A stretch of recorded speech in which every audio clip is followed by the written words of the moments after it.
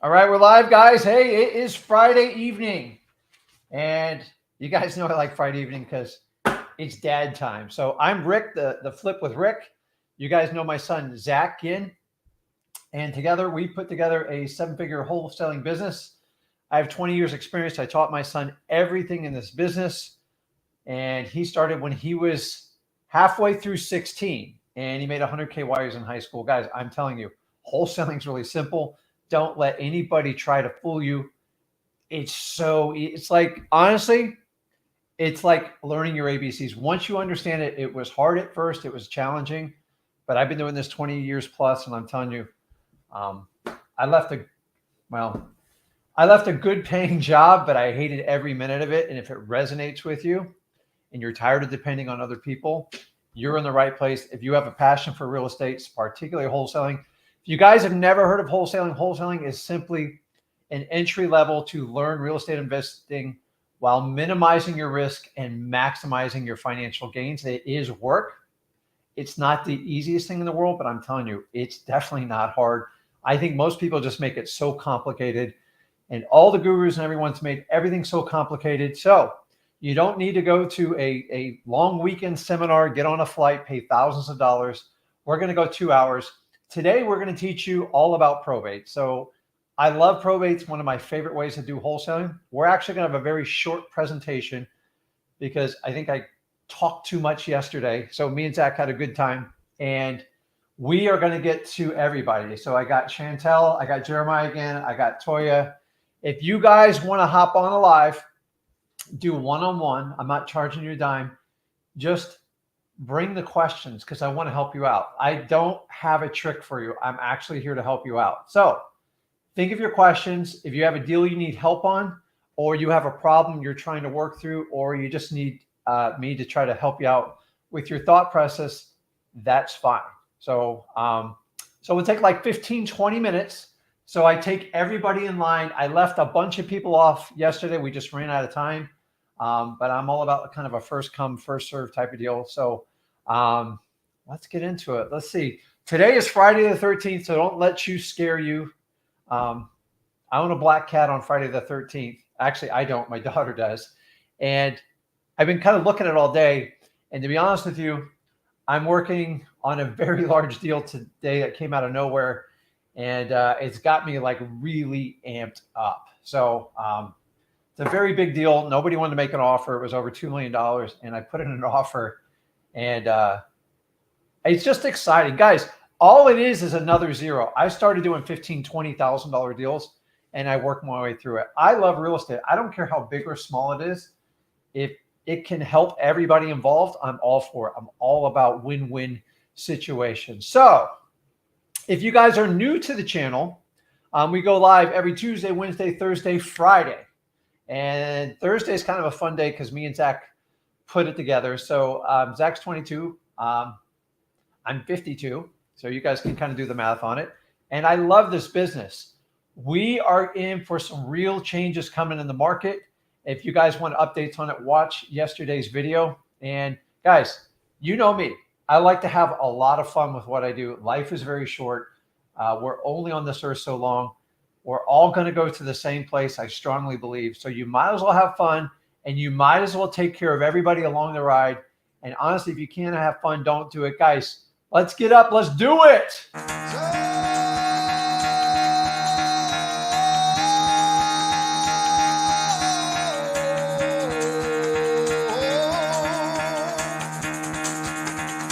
Get the fuck out of bed, bitch. Go.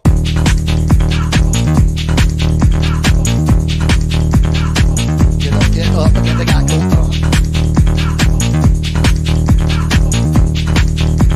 Time to wake up, bitch, get up. Get up, get up.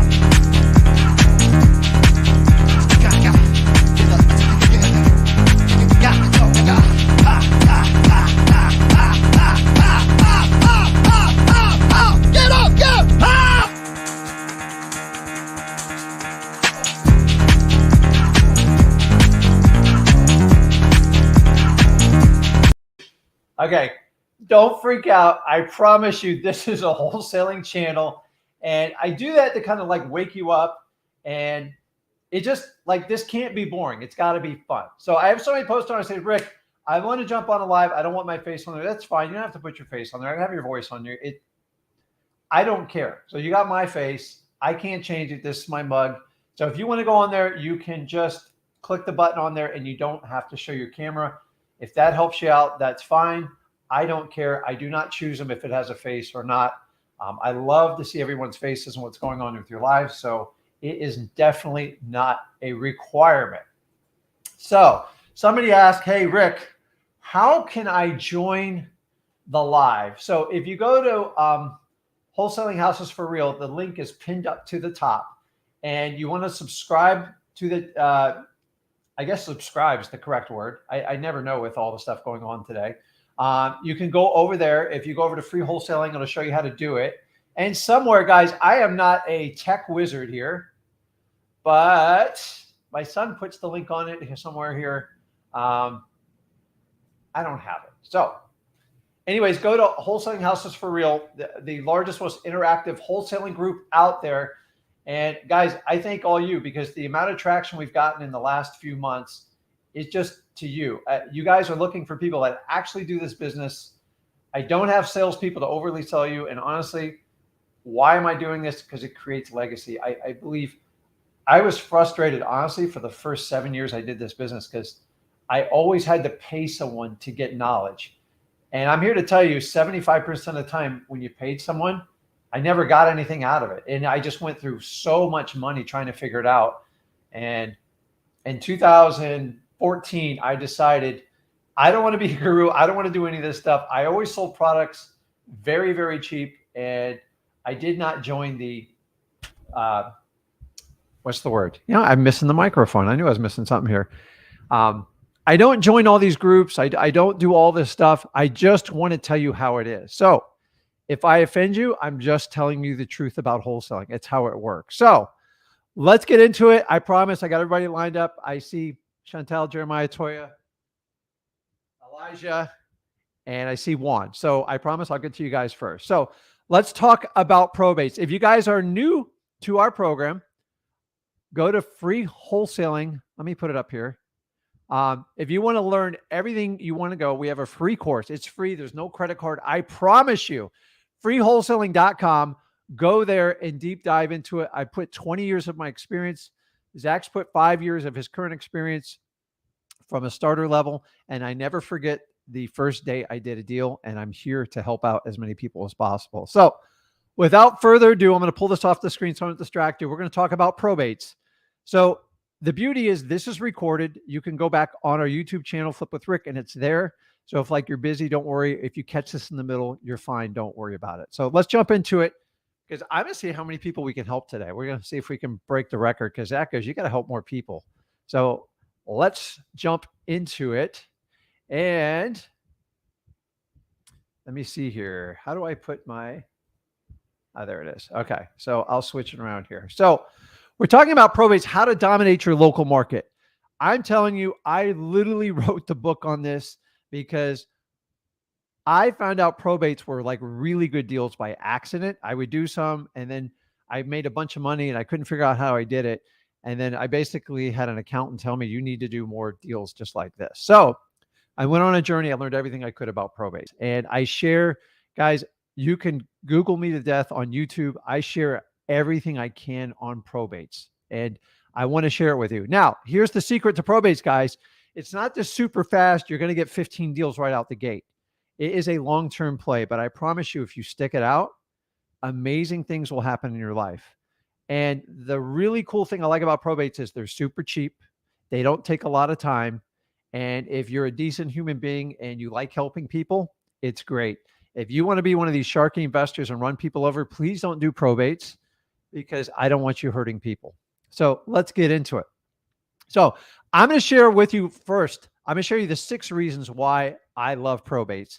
And then I'm going to share a little sneaky trick that I use to really, really hit probates out of the park. And here's the really cool. You're all going to love this. It's free. I teach it for free. And the technique I'm going to show you, you don't have to pay thousands of dollars. It's just a quick little trick. It works and it will get you some traction. You decide what to do with it. So remember, when you do probates, the house is not the priority. So if anybody has ever had to deal with the unfortunate event of somebody passing away in your family, it sucks. There's no other word. I just went through this. It's painful and it hurts. Okay. So you got to put yourself in these people's shoes and you got to have a heart. If you have a heart, let's move forward.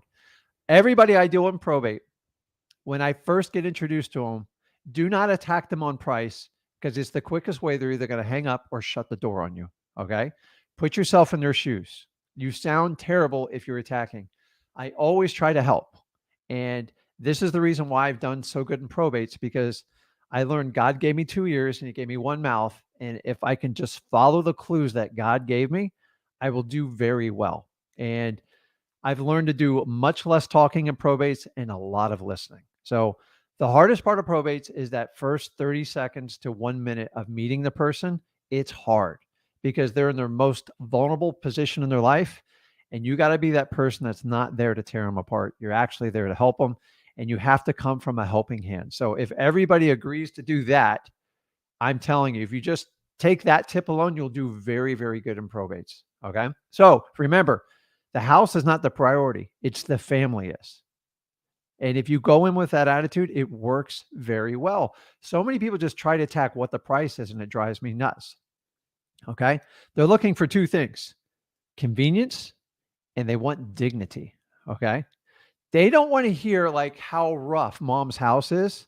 You got to be kidding me. Like, I'm just getting over my mom. All her stuff's in there. I can't even walk into it. I'm dealing with this right now. And I'm here to tell you, I've bought over 100 houses in this situation where they could not even walk inside the house because it hurts. So remember, a house is just a physical place. It's the home that counts. And when you understand it's a home and you treat it like that, you can help them out. You can be empathetic and you can find a path that walks them through it. So they want convenience because they don't want to be haggled with, and they want their dignity. And I'm telling you, I've done thousands of transactions with probates. This never rings stronger than that. Okay. Number two, most probates have deferred maintenance. This just means the maintenance is behind. Why? Because when somebody is elderly or somebody's sick in a family, the priority is always to take care of the loved one. That's how it should be. So if you go in and attack the real estate on like, oh, this is terrible, you've let it go to crap, why would you keep it like this? You're out. I'm coming in behind you. I'm going to help them. Now, not everybody operates this way in probates, but people that are passionate about their family and stuff, this is how most of them go down for me. The ones that are just sold on price, I'm usually not helping them out. They can go find a realtor, and I'm not going to sit there and fight an uphill battle. So they have deferred maintenance, means they need lots of work. Okay. They're usually way outdated. The kitchens are way outdated. Here's a little tip. Do not make fun of how the house looks. It hurts them, and you're hurting them in their most vulnerable time. And this is not the one where you beat them down on the house. You console them. You talk about family pictures, how cool it is, and you give them comfort on that. Okay. This is just a human thing. This isn't like a wholesaling thing. I just need so many people like, how you do so good in probates. I go, I just sit and listen to people. And if I got to take 2 hours to hear someone and I can help them feel better that day, I don't even care if I buy their house. If I buy their house, it's a bonus. And if you go from that position, you do very well. The houses that need maintenance, any type of fixing up, they are perfect for rehabbers and fix and flippers. Some of my favorite people to absolutely sell to. Okay, I promised I would move through this one quickly so I can help you guys. So, number three, most probates are vacant. Okay, well, Rick, why is that important? I'm here to tell you in wholesaling, guys, if you have a vacant house, wholesaling is much, much easier. You can easily access the house. You can bring potential buyers to your contract there. You can bring contractors to figure out repair costs. The sky's the limit on a vacant house. That's why probates are really well. Now, you got to get permission to it. So here's another little tip. When the seller tells you, particularly when they're in another state, they go, listen, Rick, we're going to do a deal with you, but like, I don't have a key. And I made the mistake in my first 2 years of doing this is they said, listen, I'll mail you a key. You'll never get the key because it's just another thing they have to do. Their plate's full. They're dealing with lawyers. They're dealing with all the arrangements for the family. Make it simple. If you could just simply send me an email, I'll have a locksmith go over there. I'll cut a key. I'll put one in a lockbox and I'll send you a copy of it. Never, ever wait for them to ship you the key because you'll never get it. I'm just telling you, I've done these so many times. Make it easy. Now, that's not a permission slip to break into the property, guys. You need to get written permission to give to the locksmith. It costs $75, guys. It's well worth it because guess what? When you have the key, you basically have the inside track to the house. I've done this even before I got the contract if I have a really good connection with the seller. Okay? Makes it easy to show. And then if I get a contract, it's easy to create some sort of multiple bidding wars because I can easily access the house and sell my contract by showing off the asset. Okay, number 4. What do most probates need? Most probates need cash. They have deferred maintenance. The house is run down. They're not going to qualify for your typical mortgages. That most of them, the FHA and the VA, and if they ever got an appraisal, the appraiser would not be happy with the condition of the roof, the air conditioning, and everything else involved in it. Guys, these properties need love, and the easiest way to get them through it is cash. And that's why it makes it completely perfect for the wholesaler. Probates are built for what we do. Most of the probates that I deal with, when I actually connect with the seller, and by the way, you won't connect with every one of them. If they're completely perfect houses and they're ready to go, I've bought those too, but most of them wind up in the hands of a realtor, and they should.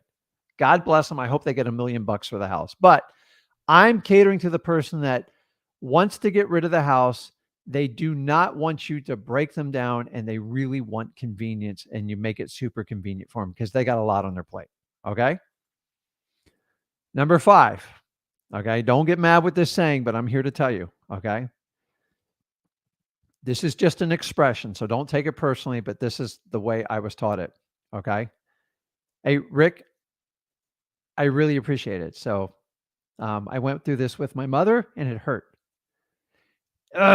Anyways, not going to go there. A dead man's deed. All this means is when somebody passes away and there's an existing mortgage on the property, it creates a great opportunity. And honestly, it's a great opportunity for the family. Let me explain this to you. Okay. If there's an existing mortgage on the property, it's perfect for a subject to. I know you guys heard subject to. Subject to is a creative financing term where you take over someone's mortgage and just make the payments. Why they're so awesome in wholesaling is they don't require bank's approval. You can close real quickly. And so say they had a $50,000 mortgage left on the house and they wanted like $65,000 for the house. And you go, man, that's a great deal. They go, okay, well, Rick, so you have the option. You can give them 15 grand, or a lot of times I go, listen, I can give you 5,000 now. And then if you give me 90 days, I'll give you the other $10,000 and I'll take over the mortgage. The biggest objection you're ever going to get on a subject to is what? Think about it. How do I know you're going to pay it? And what's going to happen to my credit if you don't pay it? So if you have a person that's passed away and you take over the mortgage, there's no risk to the family. And guess what? They get paid faster. It's a smoother transaction. And honestly, if you're going to fix the house up, it doesn't mean you're going to fix it up. Maybe your new buyer that takes over your contract fixes it up. They're not going to not pay on the mortgage. 9 times out of 10, the mortgage gets cashed out within a year. But guys, I want you to think about this. You eliminate a lot of your risk by doing this. There's no risk to the estate because let's say the worst case scenario happens and you don't pay on the mortgage. What happens to the house? The bank forecloses on it and they get it back. They do not have the right to chase down the estate. They didn't sign for the mortgage. There's no risk to their credit. So they go, well, Rick, what if you don't make the payment? I go, then I'm going to lose a lot of money and I'm going to lose a lot of sleep and there's no effect to you. So I eliminate that risk by doing it. And honestly, you can easily sell these properties for terms if you want to fix them up, or maybe you can do someone that wants to do the fixing for you. They've had hard times. So maybe the property is worth $100,000 normally in average condition on the market. Say you took it over $50,000, you gave the seller 15 and like a whatever, 5, 15, whatever it is, and say you sold it for like 120,000 on terms.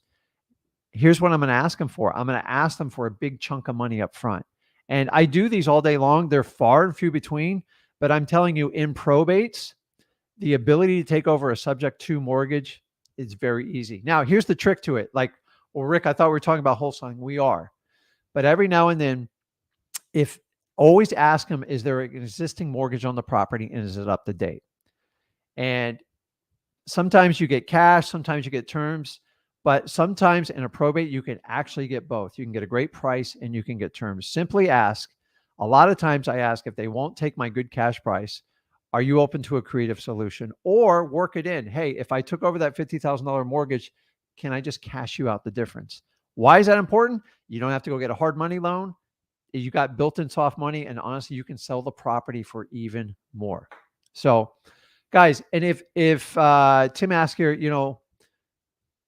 what if the taxes are delinquent? It's no big deal. I mean, taxes on the lower end houses are usually under $4,000 a year. So if you're even behind 1 year, you just run the numbers, and you're going to work with the title company anyways. But you have the ability to go in your public records and look up the tax record, so it's an instant answer. And 9 times out of 10, the family will tell you if they paid for the taxes or not. So you want to calculate in repairs, taxes, and everything when you do it. But I'm here to tell you guys, the best subject to deals I've ever done all involved probate, because I took over a dead man's deed. It's just a saying. Don't take it personally. You guys know I've been through this personally. And number 2, what's the objection? There's no objection. They don't care. Some people just on principle don't think it's right, and you have to respect it. I will tell you this, whenever you do a subject to, you cannot force it. They have to volunteer for it. And how do you get them to volunteer? Are you open to a creative solution to this? And that's all I used to say to them. I had no idea what I was doing, but I figured out as I went. So now the last one is the 6 reasons I love probate. They're the absolute highest spreads. I get 3 to 4 times the average assignment I get on them. We just did a probate. We did $86,000. It was a regular wholesale deal. And then things just aligned up perfectly. We got the right price on it. They didn't want it anymore. And yeah, that was it. The key was it was a probate. So when I get probates, I get really excited. No, not every probate works out, but I'm telling you guys, I love probates. Probates do not require a lot of energy. You're not going through thousands and thousands of leads. If you're working 50, 80 hours a week, you can do probates in your sleep. They're easy. So let me share with you a little technique I use so you can become an authority for probates in your local market. And I promise you this, it won't cost you a dime. I've used this. I've taken the video down because I had some issues with competitors and stuff, and I had to remove it. So I was going to share that video with you, but I was advised I can't. So let me show you how to do it. Okay. I'm going to get through this real quick.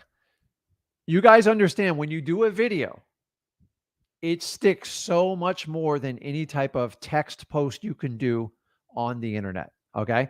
So let me ask you this. Would you rather scroll through a video, somebody explaining something to you in 1 or 2 minutes, or do you want to read this long form stuff? It drives me nuts.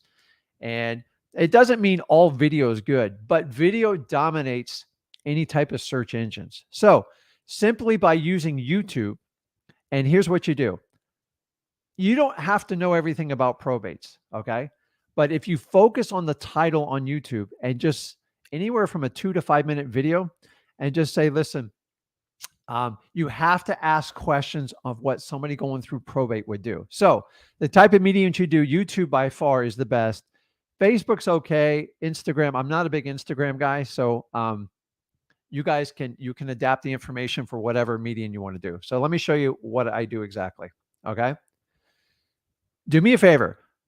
You can do it while you're on the live with me. Go on YouTube and just type in, so like if you were in, I don't know, Phoenix, Arizona, just put Phoenix probate real estate and pop up.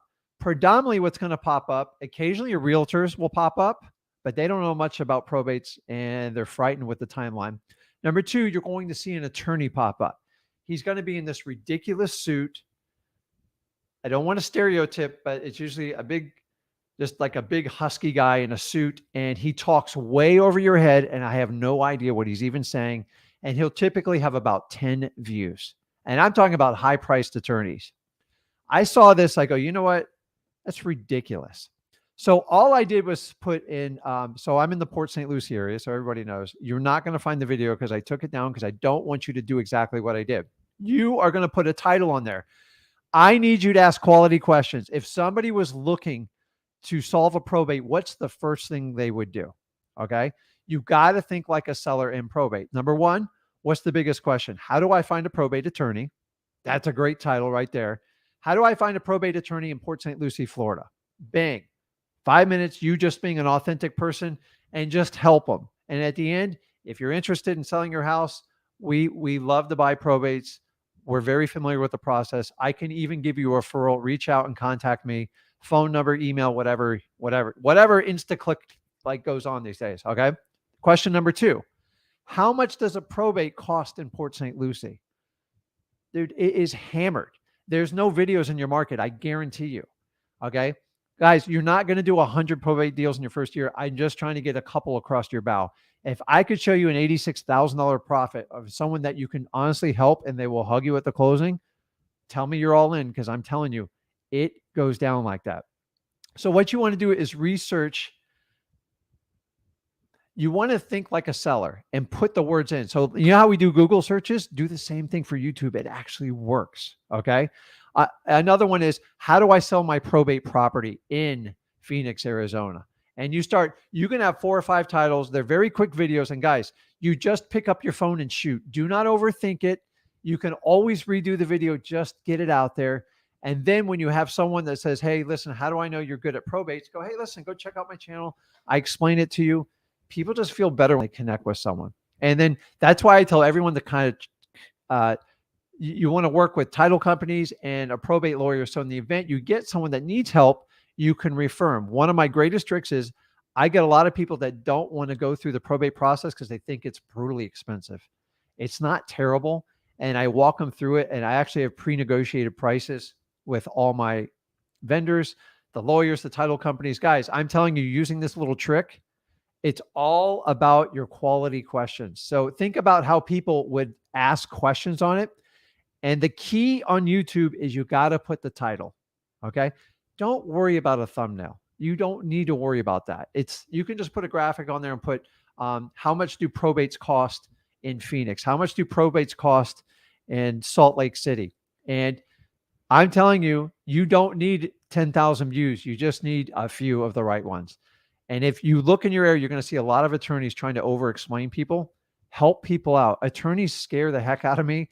They're annoying. I deal with them every week. And here's every attorney I tell, I go, dude, just give it to me in like layman's language. I don't understand what you're saying. It just sounds expensive. So, guys, that's it. I mean, I'm here to tell you, I love probates. And if you're not doing them, it's fine. Full disclosure, I didn't do probates the first 9 years I was in wholesaling. And honestly, it's one of my biggest, I'm not saying it's a regret. I didn't know, and nobody wanted to help me out. So, hold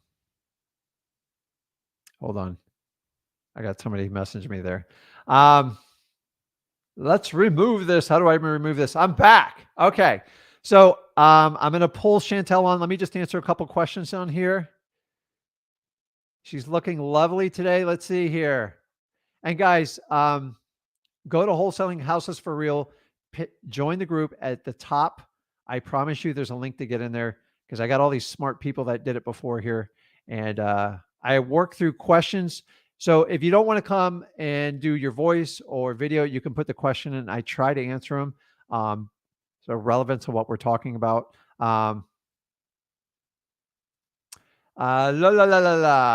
What's up, Elijah? Unseen has questions. I already told you what to do. You can put the questions in here. Okay. So here's her question. So basically says, my question regarding trying to get probates in Volusia County. I think Volusia's Florida. I'm not sure. Trying to email or soft text. Haven't been met with someone who's even willing to get back to me. So Emails, don't even bother with email. It's literally a waste of time. It just goes straight in the spam folder and they'll never see it. A text, it's sweet, but that's not how you connect with someone that's going through a life crisis. So you either have to send them a basic letter on an 8.5 by 11 piece of paper in 14 font. If you go to wholesaling, freewholesaling.com, we show you how to do it.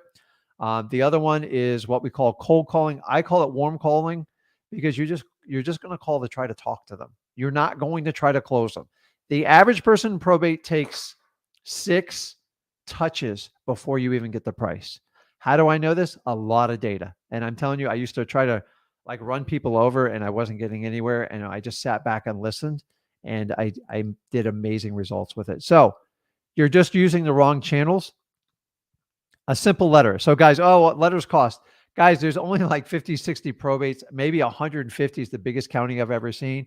Cost you what, like 65, 70 cents to mail them. And they put a phone on and they call you at your convenience. A lot of these people are older and that's what they're comfortable with. And use biggest fonts you can. And honestly, just make it a personal letter. And do not talk about somebody passing away because you don't know them and you don't have the right to talk to them about. Talk to them about, hey, listen, I'm interested in buying a house in the neighborhood. I saw this house on, 123A USA Street. Do you have any interest in selling it? And I like to sign it in a blue felt pen. It just makes a tremendous difference. As far as warm calling, it's real simple. You have to get the phone number. You're going to have to skip trace it. You can do it manually, True People Search, or if you have a large stack of numbers, you can call on them. But it's simply calling them up and say, hey, are you the owner of 123A US Street? Great. Hey, do you have any interest in selling the property? I don't talk about the probate. You don't have the right to talk about it. And number 2, they're not going to open up to you about it anyway. So if you can get past that 20 to 25 second mark, you can actually have a conversation. Your goal is to get past that like 25 second mark. So I've sat here with a timer on probates. If you don't make it past 25 seconds, you won't live. Now, yes, you're going to get yelled at. You're going to be torn up. You're going to have people like, I can't believe you're doing this. And honestly, for the longest time, I refused to do any type of cold calling on probates because I thought it was heartless. But then I was getting beat by realtors. I was getting beat by other wholesalers. And here's how I looked at it.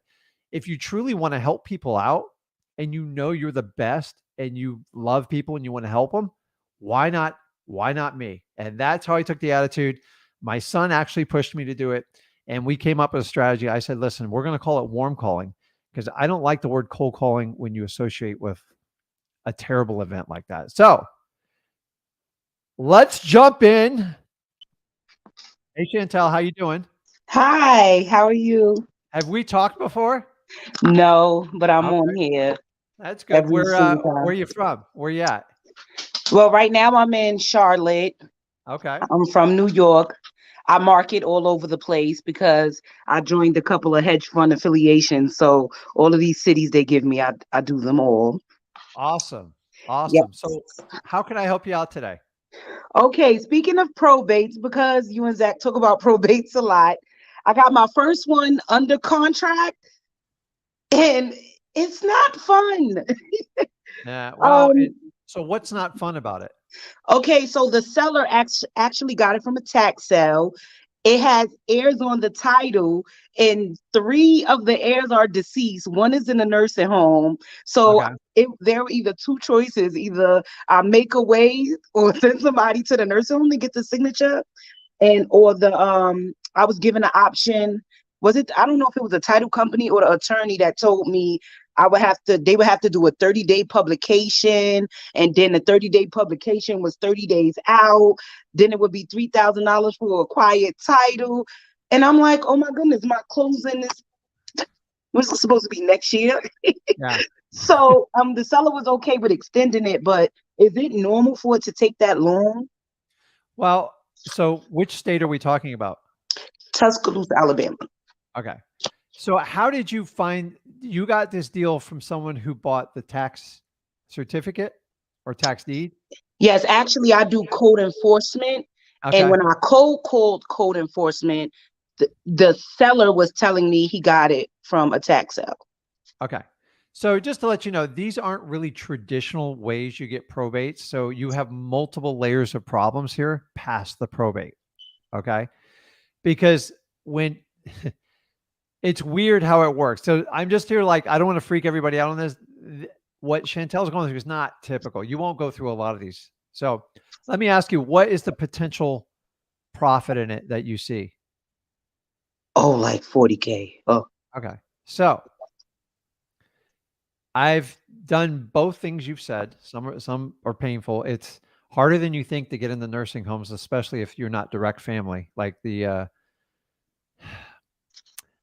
thing like makes it very, very difficult. I went through this with like personal family. It was like entering a military base, like to try to get there. Like we had to get there an hour ahead of time. We had to schedule. You could only be there so long. Now that being said, I've had to go get signatures of people that are incarcerated.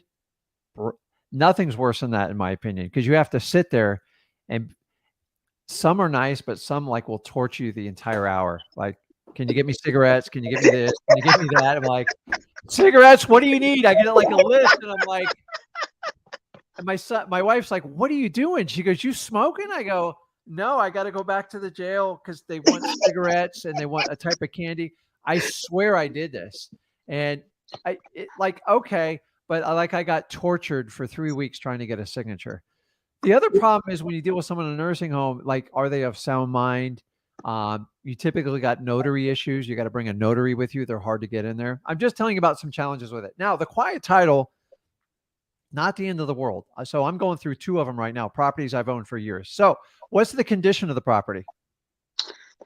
Pretty bad. It was I was told it was in a tornado, so it needs just about everything. Okay. So one of the other strategies I do on properties, like I've bought mobile homes that have like very complicated title issues, but I have access to the property. I know what the issue is, and then I can put them up for rent while I have a lawyer straighten it out. And then I let the renters fund the lawyer, because you're right about on it. It's $3,000 to $5,000 to do quiet title. Quiet title is basically where you announce to the world, if you have a claim, you need to come forward, come to court. And if they don't, the judge puts a stamps on it and goes, okay, Chantelle, the property is yours. I only do quiet title if no one's coming out of the woodworks, because it's a real nightmare to try to challenge a family member on a title issue. So you have to weigh the profit potential on it. So let me ask you, how much do you have to fund it for? How much is the quiet title? No, how much is the contract price? Oh, super cheap, 20K. Okay. So you got to kind of make a decision. Now I'm going to give you what my rules are. That this is not for if you're beginning. If I will risk up to 15K, maybe 20 in today's market, if I got a shot to at least double or triple my money and I can like minimize the risk. The question is, can I get my 20K back when it's all said and done? And you're going to have to make that decision on your own. I can't make it. I don't know if you're going to get those signatures, and I don't know if you got to hold a lawyer. So the problem is going to be time. So is the house going to be condemned? Are the taxes paid on the house? Obviously. Yes. What's the city's view on the house? Are they trying to condemn it or like do code violations on it? No, the seller pays the taxes on time. And he did say he was going to start repairing it, but he takes care of his father, so he doesn't have the time. So it's just a matter of somebody going in there doing the work. Yeah. So I'll tell you, there is a market in this world. Like I own 2 homes I don't have clear title on. I'll never get clear title, but they pay me $1,500 a month. And I laid out about 20 grand. Now I didn't have to do a lot of repairs, so I took a calculated risk. So you're going to have to calculate it. This isn't really like a probate challenge, because the guy who buys it on like the tax deed, it's ridiculous. It would be easier if you just kind of dealt with the family. So do you know where the other heirs that are missing that need to sign off? 3 are deceased and 1 is in a nursing home. Okay. And the one in the nursing home is an elderly. So I would have to find her power of attorney. So I think the easier way out is the publication, because more than likely, Okay. So I'm work with assuming the they won't. attorney. So guys, whenever you do a real estate deal, you have to calculate, like you get some complicated stuff. And Chantelle, don't get tied up in the weeds. Pick the avenue that fits you and minimizes and minimizes your risk on it. Because it's like, if you don't have 15, 20K to risk, don't do it. I'm just here to tell you, do not do that. And that's what I'm here to tell you on that. So I don't know if that really helps you or hurt you. Well, Now, I'm if that house was in perfect so shape, what I I would was tell you, going to do was pay the 3K for the quiet title, and once they informed me that it's a quiet title, then I was gonna wholesale it, but I didn't want to market it until I got that title problem fixed. correct. So there is a market for people buying properties with screwed up titles, but they want deep discounts for it because they're taking a risk. So as I told you, I own multiple properties that I know what the problem is with the title. I've been told by a lawyer, like, I have to wait 5 years for one of them. I'm in year 3, but I've already pocketed like 25 grand on it. So like, I'm not really at risk. And there's a lot of people are, the housing's ridiculous right now. It's hard on everybody. So I think there's an opportunity, but it would be much better if the property didn't need all the repair, but you're going to have to kind of make a decision and figure out your risk level. I personally, I could like fund that deal, pay for the lawyer, and just figure it out. But I don't want that to be like anybody's first deal, because that might be everything you got, and that wouldn't be worth it. The problem is you don't have an outlet to like cash it out right now. So the person that's selling you on like the tax deed is a contract. What type of contract did you use with them? Purchase and sale agreement that can be assignable. Okay. So a lot of times on there, sometimes they sign a contract. Just here's a little record. If it says there's so many contracts between ours and your local like real estate ones, if your contract says on there it has to be delivered with clear and free title, he's kind of obligated on your contract, and he can't get out of the contract until he delivers it free and clear title. So you can use that as leverage on people too. Yes, he did tell me up front. He was transparent that the reason why I was like that, because at the time he didn't have the $3,000 to pay. So I thought I was saving him by willing to pay the 3K. So Chantelle, if you decide to move forward on it, are you okay going back and asking him for a discount? I mean, how much more discount can you get? Girl, listen, like the bottom I think it needs at least a $3,000 discount to pay for the legal fees on it. I'm just telling you. Oh yeah, I took it. Yeah, give it a shot, because you got nothing to lose. You're into real estate. Why? Wholesaling. Right. Why do you do it? Why do I do what? Wholesaling. It's to make money. And okay, but what's that money give you? Freedom of my time. So Chantelle, the idea is listen, guys, we are so conditioned in society just to like take whatever's given to us, never ask. You have to ask. Okay. Let me give an example. I've been dealing with a property that I've had a lot of interest in for over a year, and they put it on the market, and the realtors can't sell it. I went to the realtor and said, listen, sit down and talk to me. We can come up with a deal. It's got some unique features. It needs cash. So the realtors try to sell it. They don't have cash buyers. And so I wait 6 months, let the listing expiring, and I go knock on the door. The realtor lit me up. And I said, listen, are you open to a creative solution? Yeah, come on and talk. I don't know how to sell this thing. And I'll walk out, $2 million contract. So I'm just here to tell you, it could have been solved from day one. We have to think outside our box in it. So at least ask for it. And so many people think asking for a discount's rude. It is not. It's how life works. Do people ever ask you for a discount, Chantelle, on anything? Like, hey, can you cut me a break, or like any service or product you have ever dealt with?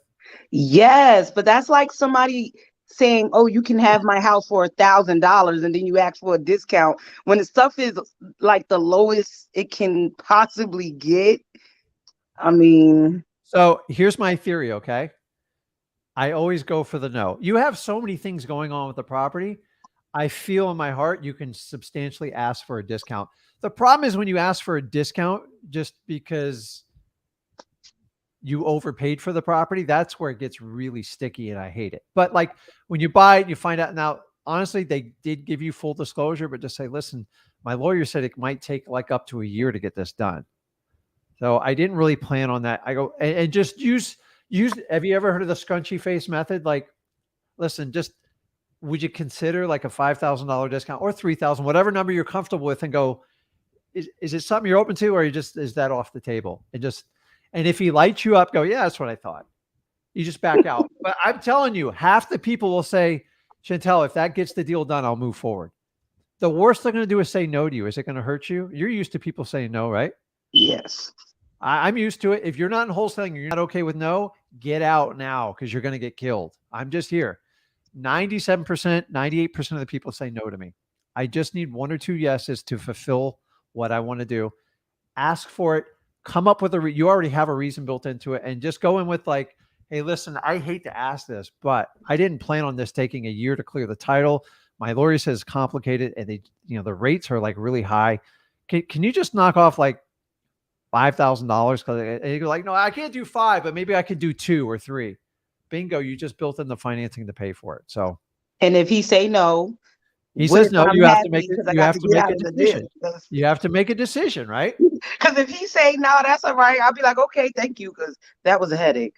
But I'll try. But listen, when he does it, like, just be quiet and wait for the full response.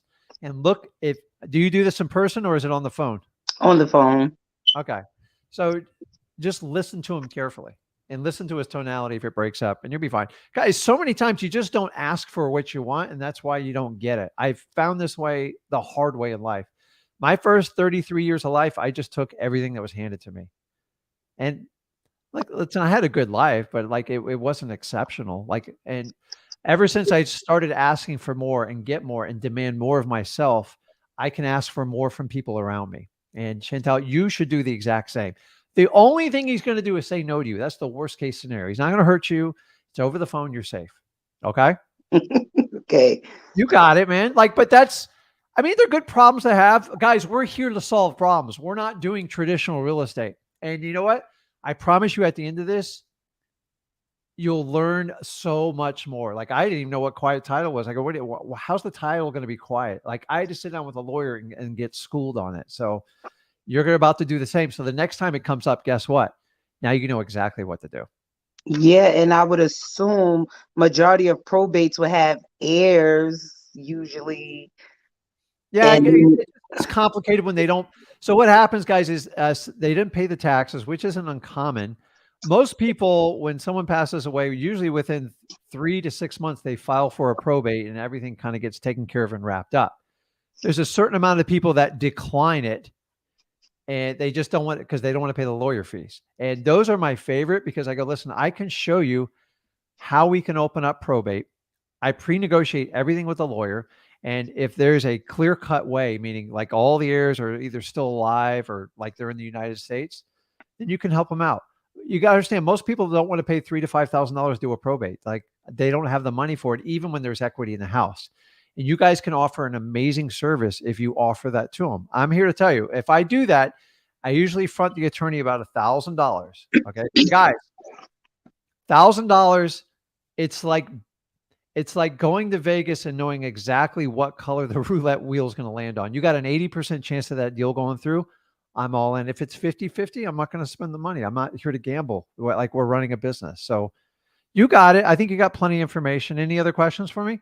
Yes. Do you ever go through heirs that are drama? Because I've had situations where the heirs don't get along. One is locked up. The other one don't talk to the other. One says no. One is okay. It's crazy. So, Chantelle, I did a deal recently with 26 heirs. Took 2 years to put together.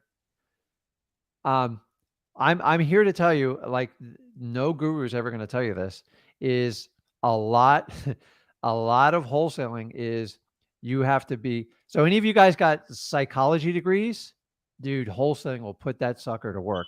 Number 2, you wind up being a social worker. You would be surprised how many people, like, I'm just like, I didn't even know there was problems. Like people, it's just, people have struggles in life. And so the drama. So what you have to do is find a way to limit the trauma. Here's a couple tips. In the old days, I used to market to the heirs. I stopped doing it for exactly what you told me. I had to hear the whole family's business. So-and-so did this. She did this. She's screwing me this way. She tried to kill mom. I'm like, so you have a loyalty to the person that called you typically, and that's the personal representative or the executor. And you got to try to focus on that person, because there's a reason that person's in charge of that probate case, because they're the responsible one in the family. And the problem is when your number gets to like all the heirs, So guys, statistically on probates, if you can have 4 heirs or less, you got a good chance. Once there's more than 4 heirs, someone's always difficult.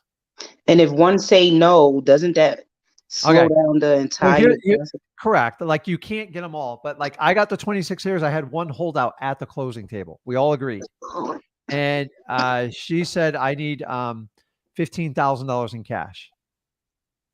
And I've done this enough. I could sit down without a lawyer. I go, let me explain how this is going to work. So the rest of the family wanted to kill her. And here's how it works. If one person holds out in a probate and they're completely unrealistic and they're harming the estate, the other heirs can enter into and file a motion with the court, and then the judge will actually pull them out, and then they'll move on with the case, and then they have to hire a separate lawyer, and then they have to dispute their claim on the probate. And if they lose, they have to pay all like the lawyer's fees. Depends on what state you're on. So listen, if I got 3 or 4 people can't agree, there's nothing you can do. So I literally sat at a probate once with 9 brothers and sisters, and the brothers got so upset they got in a fist fight in the yard. I go, listen, call me when you guys figure this out. I can't referee it. 3 years later, they came back to me and sold me the property. So it's like, guys, you can't make people come to it. But like when there's one holdout, I'll typically offer some sort of incentive, especially if I can make a good profit. Go, listen, I know this, but here's the problem. If I offer $1,000 to that person, the rest of the heirs get really upset because it all has to be on record. So you go, listen, can I get you a gas card? Can I do this? Can I do that? And if you don't sign, this is going to happen. But so focus on the PR or the executor, because the heirs, the reason they are not the PRs, the executors, because they probably cause drama in the family, and they probably would never walk the probate through. So I used to market to them. I stopped doing it. I couldn't take the phone calls. So I'd market to the PR, and I'd market to like 3 or 4 heirs. The heirs always called me and the PR didn't. And it just drove me nuts. I thought I could use the heirs to get the PR's phone number. It doesn't work that way. So with probates, I could just say goodbye to 30-day closings. No, listen, they happen. It's just if you can catch somebody, you got to catch them at the right time before. Make sure the taxes don't get too far behind, the mortgage doesn't get too far behind. It's a great deal. But guys, you're just here to solve problems. You have to manage the drama, and you got to manage your risk. And if you can do that, you'll do well. I'm here to tell you, Chantelle, you probably know that not every deal works out. So the key is to try to have as many deals in your pipeline. And when somebody rips your heart out of your chest, you're like, okay, I can move on. There's nothing worse when you have one deal, they rip your chest out of your heart, rip your heart out of your chest, sorry. And you just feel defeated and you want to quit. And so you got to go work on the next person. You can't like let it. It's like if you've ever been at a sporting event, some days you get taken to the shed, man. Like you just got to go back to bed and like start over on a new day. We've all had days like that. So. Okay. You got it. I could tell you're really good at talking to people and just use your skill sets. And remember, use people at the title company and lawyers to help you solve some of your problems, because I don't want you using too much brain power to do it. So I got stuck in that for a little bit when I first started doing probates. And I go, listen, my job is to connect with people that want to sell their house. And then I'm going to find as many people can help me accomplish this. And it's that simple. The rest, leave it up to like people that get paid and that's all they do, because you're never going to know everything. You'll learn, but it's like, then you have to become a lawyer. Then you have to become a title company. You don't want to do all that. So you got this. Yeah. All right, Chantelle, you see, she's on first. She got the most time. So I want you guys to know. And like, she came on, like I came in the office here and she's on like 50 minutes before it even came on. So hats off to you. Yeah, I had to make sure the mic and everything worked. This is my first time on. You're good, man. Yeah. Okay, Chantelle, I'm going to help some other people out here. You have a glorious day. Okay, thank you. Okay, awesome. So, let me see here. Am I missing anything? Okay. Toya. Hey, Rick. Hey, how you doing? I know we've talked before, haven't we?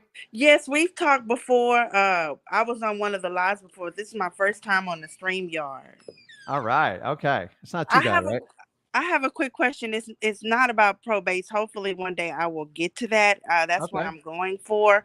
But go what for I it. just started for, I just kind of like you, I'm 47, got a daughter off in college, and I just got off of work because I'm scheduled to have a surgery this up and coming week. And my goal is like the 6 weeks that I'm off is to have something under contract. So what I've done is I've started driving for dollars in the old neighborhood that I grew up in, and it's a Uh-huh. lot of houses over there. And I got a lot of the addresses and stuff like that. But when I went to the True People, I didn't find a phone number. So I was wondering. Do you think I should get batch leads just to skip tracing plan to be able to get those numbers? It's up to you. It's not required. Here's what I don't want you to do. Don't use like someone goes, oh, listen, connect with me. I'll get you all the skip tracing you do. Don't use Upwork or Fiverr because they're just people stealing from other people's accounts. It's really bad. Like Okay. and then they charge from you and it's like, um, you dig whatever free services you can. You would be you would be shocked. On the driving for dollars, a lot of times when I get frustrated and I couldn't find someone, I just knock on the neighbor's door real politely. Hey, do you Got know it. who owns the property? They all got the phone number. They'll go right there on their phone. Hey, this is what I need to do. I want you to be safe and comfortable doing it. But sometimes you get that property. I'm like, this thing's been boarded up, banded for years. You can't find the phone number. Sometimes you just got to kind of go boots to the ground and just kind of play like PI and just be Okay. nice about it. Go in the middle of the day and sometimes you bring somebody to kind of keep an eye out for you. But another thing is you can put a note on the door, Okay. any type of sticky note or like a package, make it look like it's important. Um, you're not allowed to stick stuff in people's mailbox. I learned that the hard way. But Okay. just you got to go out of your way to kind of get their attention. So, and every now and then, if you build up your driving for dollars enough, you could maybe pick up a couple hundred addresses where it's worth running like any type of like batch skip tracing type of deal. Okay. I'm gonna let you listen. These services, like we recommend stuff we use in our business, but I've been doing this 20 years. These tools were never available to me like 15, 16 years ago. Like it's changed our business a lot. So I don't want anybody going broke doing it. It's not a requirement. I like that people get their first few deals and then say, hey, I'm either going to use PropStream, I'm going to use batch, REI list, but you can figure it out. It's hit or miss, like either way. I was There's just no thinking guarantee. about just like I'm getting because my husband and I we're going together. I'm getting like 25 houses a day, and then I'm just gonna say, well, I just want the skip tracing program with they have like a $39 a month, 14 cents a lead or something like that. That's pretty doable for me.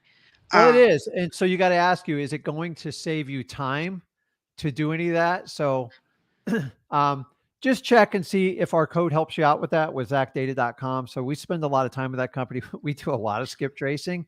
okay, And honestly, you got to think like some people go, well, it cost X amount of dollars. How much would it cost you to go out and chase all these people and try to get these phone numbers on your own, especially with the cost of gas and everything these days? It's ridiculous. Like I filled the car up today I'm in shock. Like I'm not blaming anyone. It's just crazy that we're all paying hundreds of dollars to put gas in our car. right, It just like we're rethinking about where we drive now. I'm like, and I tell like my kids, I say Zach's a kid, he's a grown man, but like, hey, do you need to drive over there? So we own some big trucks, and then I'm like, I got a little Honda. I go, dude, take the smaller car. You're not driving down the Fort Lauderdale. I go, that's gonna be like $60 in gas. I got it. I got it. Every dollar counts. So you have to make that decision. I love what you're doing. I'm telling you, you will do very well with what you're doing because driving for dollars, whenever I struggled in my company, whenever we couldn't get leads, I would have Zach get in the car. I would get in the car and all my salespeople get in the car and we collect like 600 addresses. And we had a contest with it. And then we'd sit there all night, not all night, but a couple hours, Right, and we would skip trace it and then we'd call and voila, it was right. the fastest way to get a deal. So many people overlook it. Well, it's not that you're too good to do driving for dollars. It's just boring, but I'm telling you, it's fast. Guys, it works well. And with what's going on with the economy hiccups, every one of us are feeling the squeeze. I don't care what your income level is. We're all feeling it. So if somebody was on the fence and they got a house that's a little bit rough, now's the time to sell. And I think it's only going to get better and better. Remember, wholesaling is a lot of people go, I got to wait till, prices hit rock. It doesn't matter. It doesn't matter. I'm here to tell you, houses 250,000 under, there's going to be a really high demand in the long run for them. Okay. Because it's affordable housing, and there's not a lot of affordable housing left. So if you can help solve that problem, get somebody out of a bad situation, help yourself and your family, and help an end buyer, you're in the perfect environment for it. I think you're right on. I wish more people would do what you're doing. I'm in People Houston, want to make Texas. it so. What's that? I'm in Houston, Texas too. So I've spent time in that market. I've done very well. So I think you're right on. You got to be disciplined and consistent. Okay. My first year I did real estate, I only worked with like real estate agents because that's all I understood. Somebody taught me that trick. It was terrible, but I still did 12 deals by just working with real estate agents. Okay. And then I expanded. But driving for dollars was probably my most powerful growth I had in wholesaling. And I did old school stuff. I did bandit signs, man. They work. Like a lot of people, like the only people it doesn't work for are people who just try it once and like quit. Like and you go to freewholesaling.com. We kind of share the tricks on how we do them. I made Zach the first year. That's all he did. Like he did bandit signs and then he poured on the cold calling. Okay. And he did, hundreds of houses while he was in high school. So this business has nothing to do with an education level. Like you got to work smart. Right. I've seen some of those wealthiest people. They're not very bright. Like they just know how to do the right things. And right. I think you're on the right path. Like I think we have an amazing opportunity for the next 2 years, like maybe even 3, but it's going to be fun because there's a lot of doubt in the market. And you guys from 2011 to now, it's been like a rocket ship shooting up. Okay. And so now the first time is, so it's going to take, and keep in mind, Toya, when you have leads and they're not ready to sell to you now, work with them and stay with them. I've waited 4 years for a seller. Okay. Are you willing to wait to give yourself the freedom you need? I think it's fine. So yes, I am. When do you have your surgery? It's Tuesday. Okay. Well, I'm going to pray for you. I'm I going to pray for you. it. Thank you and so you much. You just spend so much time. Go to freewholesaling.com. Already and there. Just done study and then hop on the lives. Already there. I'm always on the lives. I'm already on the course and everything. That's how come I know that driving for dollars right now is where I need to be right now. Yeah. So a funny story. When I was a really young man, I thought I was so smart. I worked for a big company, and so we used to have like branches, and I worked my way up through sales on it. And there was a young girl there. I thought she was crazy. She talked about like flipping houses, and I said, "You're crazy. You're crazy." God, was I a stupid kid, man? And I was 23 at the time, and I said, "You're stupid. Like I'm going to climb the corporate ladder." And right. Boy, I wish I could find her and just like go, man, I was so wrong. Like, right. I didn't wake up till I was 33. I'm like, man, I tried the corporate ladder. I fell through the for like the little levers, and I hit my head on the way down. I got sick of it. It was terrible. It was a jail. It was I was miserable. I could write a book on my boss. It was so bad. You ever had a boss like that? It was so bad. I have one now. Yeah. So my whys, I couldn't take it anymore. I had a mortgage. I had 2 young kids. I'm like, I don't know how I'm going to do this, but I'm going to dig my way out. So I never forget like where I dug out of. And it's like, I didn't do it until I was 33. So it doesn't matter your age. I talked to somebody like 68 and the guy did like 3 deals. I'm like, it's amazing. Right. So, and the cool thing is no matter what your physical condition, because I was really close to getting back surgery a long time ago, and thank God I didn't, and I was able to fix it. But I'm thinking like, what if I got stuck? What if I had a handicap? What would I do for the rest of my life? And you can do wholesaling. It doesn't matter. Like you could do it from anywhere. So it is a nice protection for your family too, because you people out there doing like your hard physical labor, and I've done it too. Like you can only do it so long before the pain just starts to hurt. Right. You know, and I give it to the servers, the waitresses, the bartenders. That's hard work. And it's like, it seems like you're young. You can do it forever until like you start to get your 50s and 60s. You're like, okay, man, I better like start figuring stuff out because I can't carry these bricks for the rest of my life. And right. It's about time freedom to me. Like my daughter, she came down here and she was here from college, and it's just like, I just want to go up there and spend a week with her and don't have to worry about anything. You know what I mean? I'm a hard worker. Let me do it for myself. Like when you were talking to Chantelle a minute ago, it just really registered to me. Like, don't stop handing me stuff. You know what I mean? Yeah. Yeah. Stop handing me stuff. I decide what I want. That really hit me when you were talking So to guys, her. it's up to everybody on this live. Like, you got to go out and get what you deserve. If you're going to sit back and wait for it, you're going to be waiting a long, long time.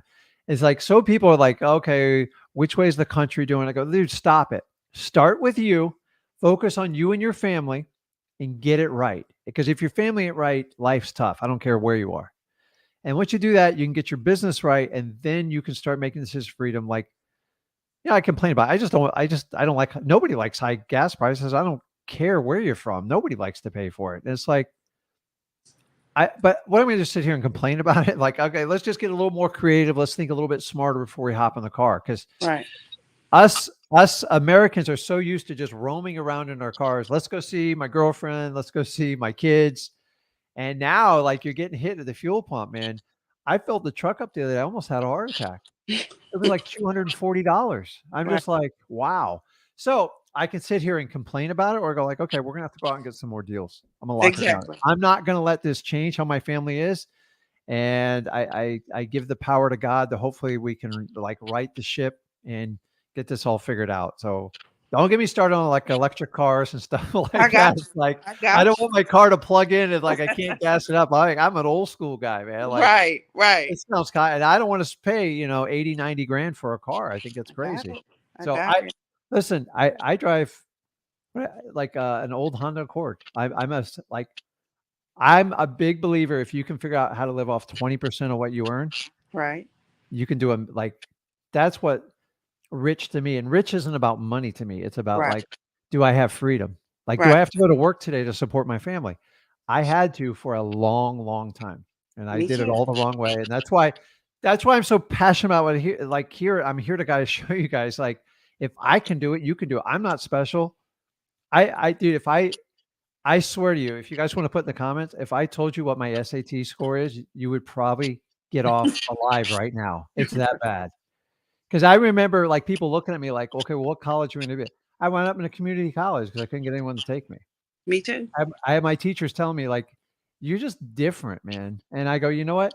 I didn't realize, I was told my entire life that different meant I wasn't going to fit in society. And you know what?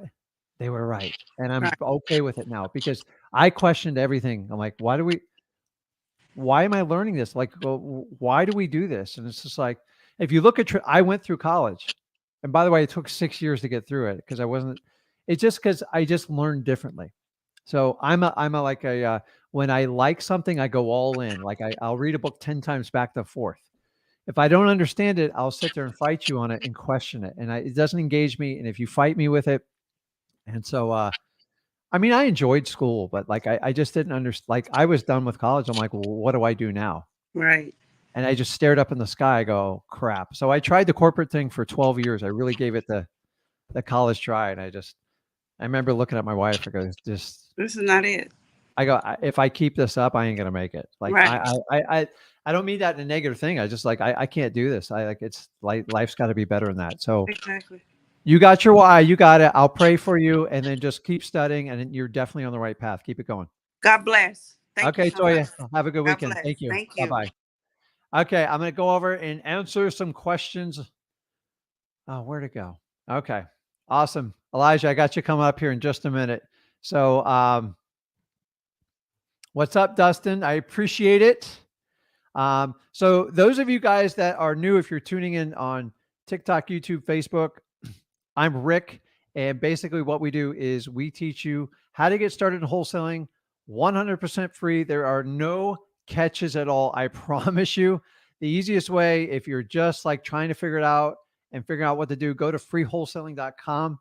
It is the #1 downloaded course, obviously free, but I'm here to tell you there's 25 years experience about it. And here's the really cool part is I do wholesaling for a living. I really, 20 years, I ain't going anywhere. Most of the people teaching wholesaling have only started from 2014 and on, and we're going to go through some changes that are going to be a little bit unnavigated. I'm pretty solid on where we're going to go with it, but the days of just putting something under contract slightly below list price and then expecting to make a large profit, they're over. Like you can't guess anymore. You're going to have to deal with motivated sellers. And if you don't have a motivated seller, you are not going to get a good deal because your buyers, your new cash buyers, they're all on notice. So unless it's a really good price, they're going to go find something else. I will tell you, for the last 10 years, I went through this from 2003 to 2007, 8. Like, I made a ton of money and I got killed at the end because I was reckless. And I'm here to tell you, I see a lot of recklessness. It's going to happen and we're going to have to deal with it. So the whole point of wholesaling, why people love it, it's a great wealth creation. And here, to be honest with you, why you should really love it is because it minimizes your risk. Okay. So it's very important you understand that. That's what attracted to me because I could figure out how to do it and get rid of that. Let me see here. But let's bring on Elijah. What's up, Elijah? I can't hear you. You got to unmute it. It's nice to meet you, Rick. Hey, man. How you doing? Where you at? Hey, I'm actually in Burlington, North Carolina. Cool. It's like kind of an East Coast show today. So it'd be nice if somebody called from the West Coast, but we're good with it, man. What can I help you out with today? So I actually have been following you guys on Facebook for over a year now. I just didn't really know anything, just kind of like decided to join. I had thought about wholesale real estate for a long time, like literally 2-3 years ago. Just never had the motivation to really jump into it. I have about 3 or 4 questions I want to ask you just because I've started your course now, or you and your son's course now. And I'm in the very beginning, but I remember it said, take notes for every video and write down those 3 questions. And so I just wanted to start off because I'm going to start being really consistent. Like, you're going to see me on this thing like every day. Like you're going to get annoyed seeing it. Guys, this program is a user to lose it. So many people like, there's got to be a catch. I'm here to tell you, hey, there's no catch. Everyone knows what goes on. There's no catch. So let's get to it. What you need help with? Okay. So the first thing is I have a question of what would you do if you were in my situation? What I'm talking about with that is that I have a property that me and my ex own, and we have someone renting the property. But whenever we put a deal together, like we were talking about quit claiming the property to her at the time, and when I say her, I'm speaking about the tenant that's in there right now. Okay. I haven't done my due diligence on watching the property or anything like that. And it's kind of like everything looks really bad, but they were trying to purchase the property and they wanted to buy the property. But I, and also my ex, want to move on from the property. Like we want to move on from it. So I almost feel like I'm like the motivated seller in the scenario. You are. And so the property itself, like it's only $50,000 left on the loan, and I've been checking Zillow, all these other things. It's like $150,000, like what the house is worth. But also, I have ethical issues. I don't want to screw over the person that's living there now. She helped us out at a very rough time. My credit was terrible, and it would have destroyed me if it would have went into foreclosure. So she took over the house. She wants to buy the house, but she's like, "Oh, I don't have enough money now," or like, "Oh, like I can't leave now," like. But she pays the rent every month and we don't charge her anything for it. And I'm kind of like stuck in a bind because my ex is like, he's messaging me, when can we go over to the house? I need to tell her to leave. You know, like it's kind of like. How long has she been in there for? It's been about 2 years now. Okay. So is she paying you rent? Yeah. Well, only paying the mortgage. Okay. So she's actually taken over the mortgage payment, right? Yes. But there's no paperwork or anything signed about it. Have you made sure, number one, she's paying the mortgage? Yes, I've been ever since like the last year and a half. I've been tracking every single month. She hasn't been late she hasn't been late at all. There was some miscommunication with my ex at the time. She didn't pay it up. Yeah. Number 2 is, do you have some sort of agreement to sell her the property in writing? No, not in writing. This is all verbal. And so I assume it's just kind of like month-to-month rent type of deal. Yeah, she's saying she wants to buy it. And when she has the money to pay for it, she'll pay it off. But it's kind of we've been talking about it for 2 years. Okay. So what I would do is have her when you say she's going to pay it off, is she qualified to like cash you out or get a mortgage? No. Okay, not even close. Because the problem is if she takes over the mortgage, she has to come up with money to cash out you and your ex to make it fair, right? Right. Or you can do like a wraparound mortgage, but honestly, I don't know. That's just going to I don't probably want create more hardship. like pretty much I don't want to screw over the person that helped me at the time period where I needed help most, but at the same time I'm ready to be done with this, and it'd be nice if me and my ex could get something out of it. Even So is it you that has a relationship with the tenant or your ex? Yes, it's me. My ex has no relationship with the tenant. Okay. And how far away are you from this property? I'm literally like 25, 30 minutes away. Okay. So what I would do is I would do the right thing. I would meet with them and give them the opportunity to buy the property. How much time that is? In 30 days going to be tight, but like I would give a 60 to 90 day window. And at least give them the opportunity. 100% right now, I would make sure you are taking over the mortgage payment. Do not let her make any more payments. And she can just pay the same amount to rent for you between now and then. Or what I would do is have her get in touch with like a mortgage broker, and just, you're going to have to kind of treat her like walk her down that path. Okay. So Elijah, are you like a super nice guy? Yeah. Like I'm really like heavy on empath. Like I'm actually a insurance salesman as well. Okay. So you're going to have so I know what problem you're suffering. The same one I do. Like I'm overly nice to people, and sometimes people can walk on you and take advantage of you. The problem is, if it was just you got a little more flexibility, but you've got a bigger issue. You're dealing with your ex. If your plan is to cash out the equity and move on, that's worth something to you. I promise you, because it creates anxiety. I constantly have to communicate to her about this property. Is she more of a, she's more of like, I'm ready to make, like, I get out, like, my mom could buy this property, or like, we can move on. And like, and I'm like, okay, like Ashlyn actually, I'm sorry, I probably shouldn't use names, but the tenants actually like, helped me out at a rough time. She's been, she's helped me out some. Does she have a relationship with the tenant, or it's mostly you? Not at all. It's just me. Yeah. So it's so easy to do that, isn't it? It's like, well, and also another thing is that her mom, see, this is where, but my ex's mother is friends with the tenant. That's how we found her for the house. Okay. Here's what I would do. Because this isn't really a wholesaling question. I want to help you out with it. I would give her 90 days to cash it out. I would refer her to a local mortgage broker.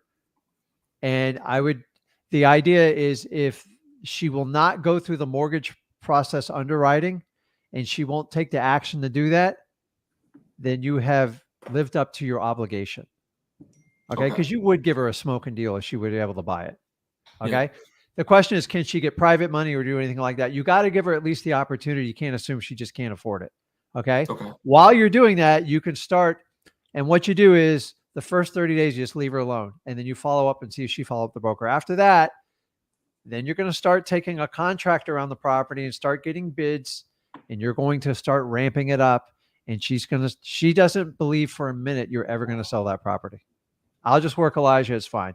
You got to do what's best for you and your family. And you have a heart for the tenant, but you own the property, and it's going to cause hardship if you don't get that thing cashed out. Do you think that I have a deal, basically, if it goes to this point, and then I could actually take my home and then, wholesale it to someone else? Because I saw the spread on there was like $150,000 what the house is worth right now. Maybe, I don't know what it is, but you're always going to have demand for that house. I know you're thinking about the market crash and stuff. Like, there's going to be demand for that house. There's people who will buy it. What I would do is start marketing after 30 days, start marketing that property, put a for sale sign in the yard and let her know it's going. In the end, when she accepts you're going to be selling the property, go, listen, if you help me and you move out by that 90th day, give her some money, like make it work for her. Go, listen, I don't know what it is. You're better off offering the carrot than the whipping stick. Okay. Because that's when they tear your property apart. And that's literally a comment that her husband made, like that apparently someone said, and it really makes me nervous. Like, I'm trying not to be nervous, but what did he say?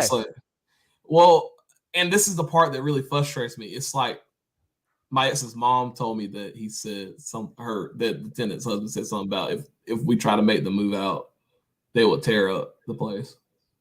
Well, and I don't know who to believe, and I really don't. Her mom's not really the best. Yeah, you just got to talk to them. Honestly, I've been in this situation like so many. I take over a lot of properties like this. I have 2 right now, the exact same situation. They've been in there 15 years. Ready for this? The rent's $700. The market rents are $2,500.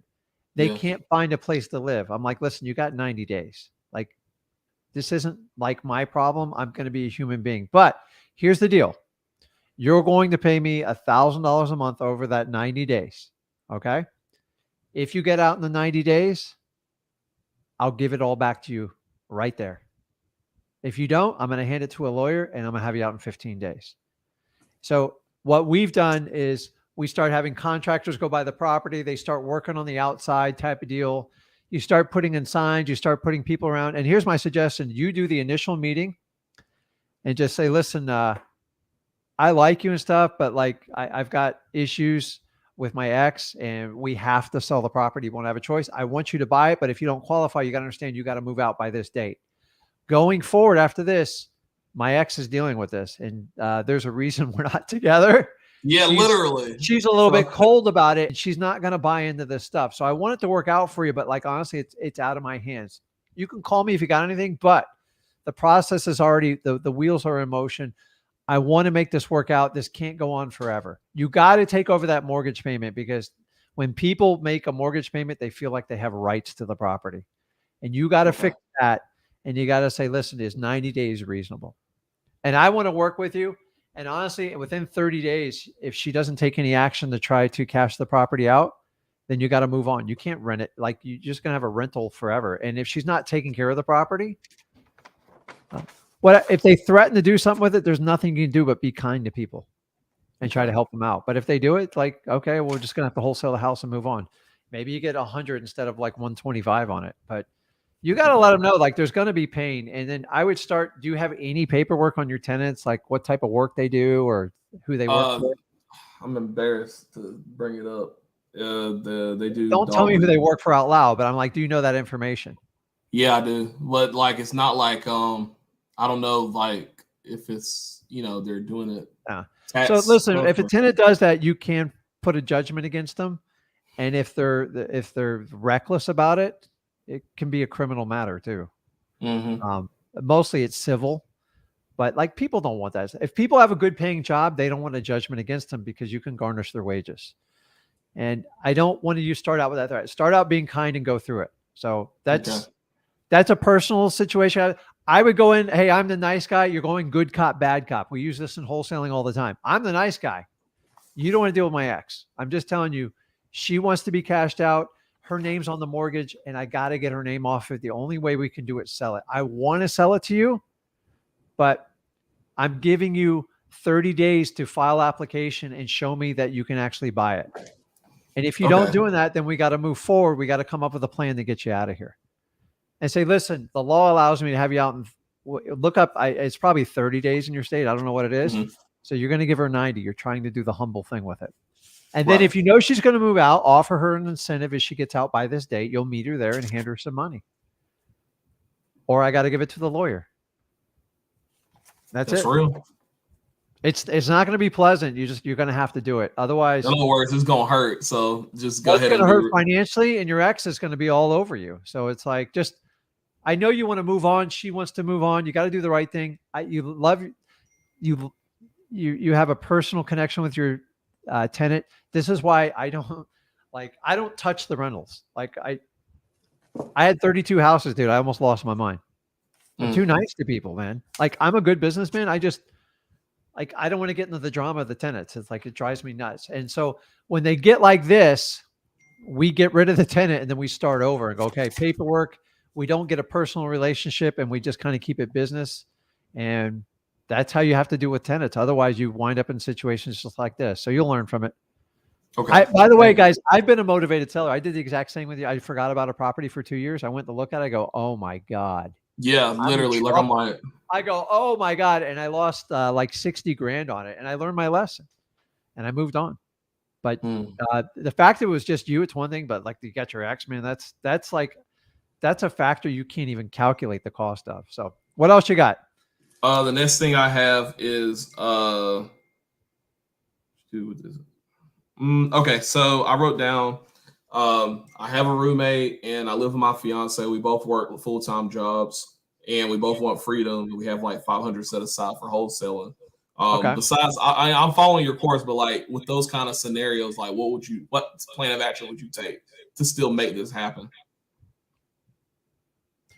Honestly, once you have your why clearly defined. Oh, I do. I have it written for you. If you So what is it? to generate generational wealth, so money will no longer be the reason why, but freedom will be the reason why. Okay. So you have to be clear because so many people go, I just want to make a ton of money in wholesaling. I go, dude, you're going to get killed. Like, because there's days you don't make money. There's weeks, there's months you don't make money. You have to build it up and build the muscle on it. It's because I found that whenever I found somebody was struggling, the number one thing I always ask them is their why. It's just like, you don't have a strong enough reason to do this because you've got to be willing to do something that most people won't do. This is the reality of this business. And if you're not willing to do it, at least be brutally honest with yourself. Are you okay talking to 100 people and 98 tell you to go jump off of a building? Yeah, if I have to.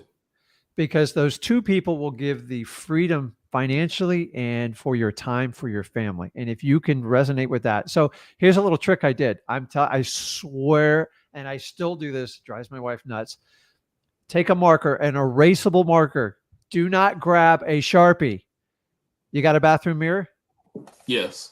Everybody's got a bathroom mirror right on it. You got to look at that sucker 2 to 3 times a day. You can't avoid it. And on bad days, you have to look at it and go, what the hell am I doing this for?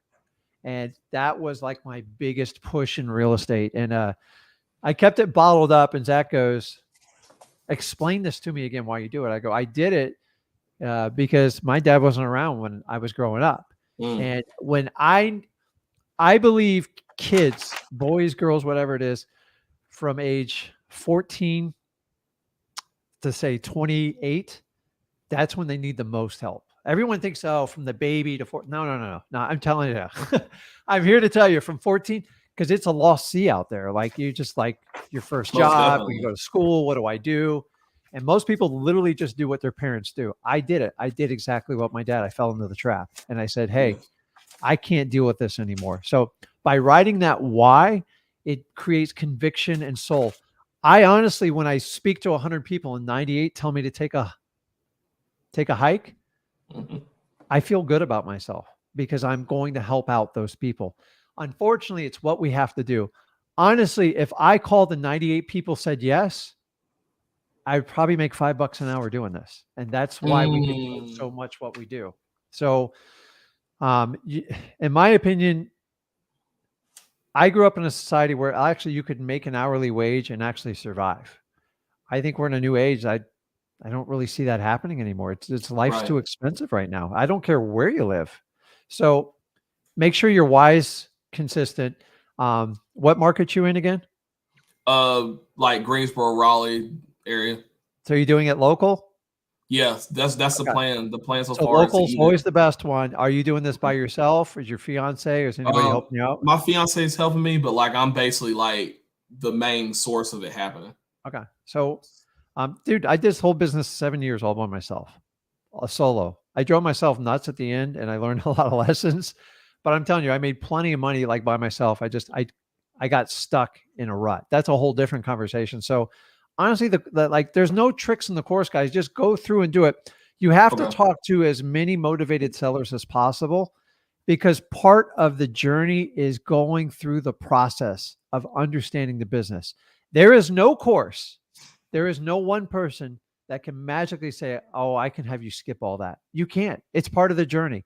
Pay a guy 10 grand. Don't pay me at all. You're going through the journey. I don't care. So many people feel when they pay somebody, they can skip the journey. Yep. You'll get some good tips. Don't get me wrong. Experience helps, but the journey is always going to be there. The biggest struggle I see when people pay people large amounts of money, they think it's like an entitlement and it's a right. And I'm just here to tell you, why have I had thousands of people succeed and they've never paid me a dime? And then someone will pay someone 10 grand and they either succeed or not. Dude, it has nothing to do with the money. If it has to do with your why. If you're really convicted and you want to do it, you will stick to it. If you're going to freak out and get scared and you're just kind of testing it out, you'll quit.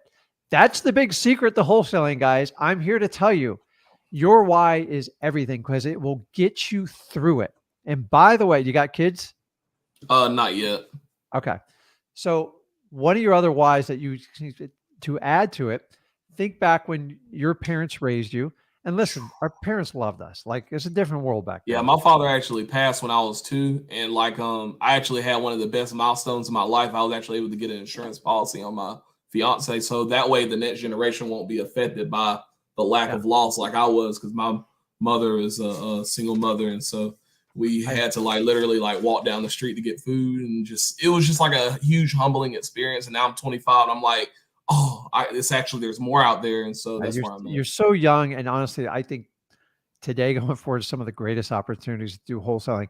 Here's what I'm going to tell you. Like, I know I give a lot of parenting advice, but like people always ask me, like, how do your kids like grow up the way you did? I go, honestly, like I'm not magical on it. Like I made a lot of mistakes.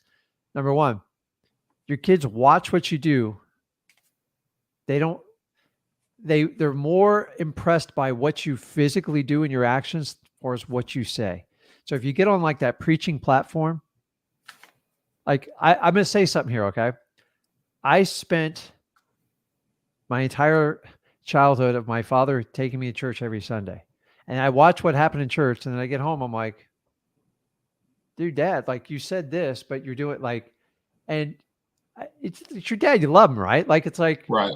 But I could never understand why it was so different. And I noticed this trend it's not even a church thing, guys. Like, I'm not a religious guy. It's your kids will watch what you do much more than what you say. You can say whatever you want. Like, here's a perfect example. We tell kids not to drink and we're all holding a drink in our hand. Right? It's terrible. Like, I don't care if you drink or not, but like, don't tell your kid not to drink while you're sitting there boozing it up. You're sending the wrong signal. Like, okay, gotcha, Dad. Don't drink. We do this all the time. You know, it's like I could go on endless. Hey, I want you to be happy and free, but hey, I'm in this prison cell from 9 to 5. And I can't spend time with you. I can't go to your ball game. And it's like, if we would just, I just said one day this, I'm going to break. I didn't really intentionally plan on breaking the generational like gap I had, but it just happened. And so I was able to spend a ton of time with my kids, and I still do. And that's how, like, me and Zach kind of did this together. I never asked him to join wholesaling. Honestly, I actually kept him away from the business. I did, but he's just like, Dad, man, you got so much stuff up in your head. I can pull it out and we can really help a lot of people. I got so burnt on this coaching business back in 2013, 14. I'm like, man, you guys are it was all about, pay me and I'm going to show you the secret. And every time I talked to coaches and stuff, they were miserable. And you know what? Think about this, okay? Like, the typical wholesale coach or real estate coach, what do? They charge you a fee. What do you get in return? Yep. They're trading their time for money. The exact thing they're telling you that you shouldn't get stuck in, they're doing. So why are you going to follow their advice? Right. You're working an hourly job, basically. Now, a lot of them are making millions. Like, the average coach, you would be blown away with. So what I did, I figured out the average coach, 90% of their income comes from coaching fees. It's not from flipping properties, it's coaching fees. And they're using the income from that to buy their properties. And listen, it's a free world. They can do it. But you guys have to understand on this side what's really going on here. Right. And you want it like, okay, how can I work with someone that's actually in the business and doing it? That's it. I've done this 20 years. It's a whole different ballgame. Dude, I can't find anybody who did wholesaling before 2014. There's a few people out there, and I give them all the credit in the world. But for the most part, every coach you see out there is, do you know they have entire seminars on how these coaches can max their income? Dang. I've sat in them. I'm like, you guys are like, really? And they all tell me how stressful it is coaching thousands of people at the time. I'm like, eh. So when I started in 2003, and when the market crash happened in 2008, 2009, I don't think any of the coaches ever survived. And you're going to see the exact same cycle happen all over again. So, because what happens when you're making millions of dollars and it goes away and you're used to that lifestyle, you're in trouble. So the other thing is, make sure you try to live a very humble life, because if you make a bunch of money and you spend it, you're no better off than when you were working your regular job, in my opinion. So true wealth is created when you minimize your expenses. I'm not talking about like eating ramen noodles every night, guys. But if you will forego and sacrifice 2 years of your life, it's not a lot. Dude, you're 25, okay? 26, 25? 25. I It's feel so nothing. old. It's nothing. So if you sacrifice, if you can give 2 years and grind, it's not grind in a negative, but like make sacrifices, like skip buying that tricked out car, or like doing this. Like when you get the proceeds from that house, what are you going to do with it?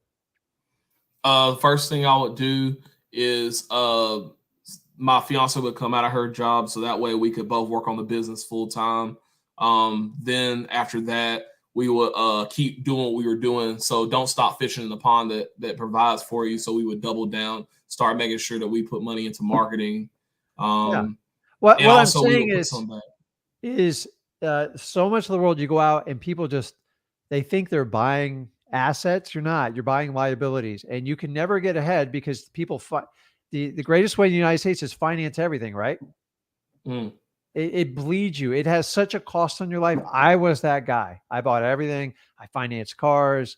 I like finance a boat. We finance our houses. And honestly, I learned true wealth when I just said one day, I'm just going to pay off the mortgage. Like I never like to say that out loud almost like knocked me out of my chair. It was a huge moment for me. Like it wasn't a lot. Like to pay off $150,000 mortgage. It was like, oh my God. And now I don't have a $1,500 a month payment. Then I decide, okay, let's just keep the cars longer. Dude, I drive around an old Honda Accord. I don't care. I don't give a, like, honestly, at the end of the day, the only thing I care about is, am I building wealth to take care of my family? And then, so you got to make every financial decision. You're going to have to talk to your fiance and make sure she's on board with what you're doing. Right. Because when you have kids, the earlier you can start, the better this is. And you can have all sorts of discussions about schooling and stuff like that. Guys, so much like I'm giving you the end result of like starting out wholesaling. If I didn't make this decision when I was 33, 20 years ago, I wouldn't be talking to you. And here's the really cool part of it. I was scared out of my mind. Okay, last question. I'm spending a lot of time with you here. What else you got? Sorry. Let's see here. Last question is, I love to give, but I normally don't give a lot because of my financial situation. And I'm thinking about focusing more on myself until I start making some more. Is that selfish, or is that just kind of like what you got to do? That's common sense. So here's my theory on that. I believe if you can help people out, you will. I believe money accents your personality. So if you make a lot of money and you're cheap, you just keep it all yourself and you like, that's it. There's a lot of people, especially in wholesaling, says you got to tithe 10%. Dude, take care of your family first, grow your business, and then give back as fast as you want. But if you don't take care of your family, don't worry about tithing. And number two, when you want to give to people, just give it with no strings. And you are not required just to give it to your church. Help out local communities, food banks. Go find people who need help. Like, here's giving. Here was it. Somebody was, I went to get, like, I don't buy a cup of, I don't believe in paying $5 for coffee. Little things like that go a long way. I'm so programmed to live a reserved life. But I had a lady at the grocery store. She's struggling. She didn't have enough money to pay for it. She had a little kid there. I paid for it. Like I give, like we all have different ways to give. I went out to, where was it? Chipotle. I mean, I like it. It's good food.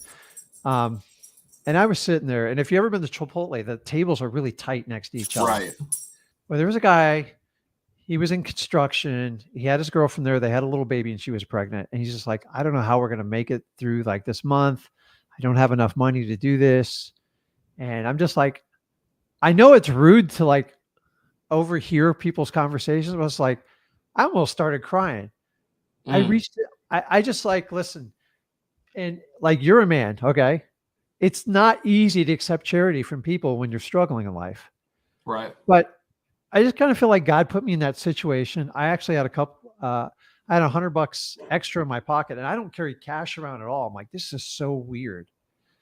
I told my wife, I'm going to do something. Either the guy's going to punch me in my face or hug me. I don't know which way it's going to go. She's like, looked at me like, you crazy? I go, listen, I don't mean it. I overheard some of your conversation. I think you just need a break. And I handed him $100. The guy's like broke down in tears, hugging me. Like, you don't know what a difference this makes in our family. And I'm just like, if you guys can just do acts like that, that's what wholesaling is like. I walked away. I'm like, man, we got to find more people to help out like that.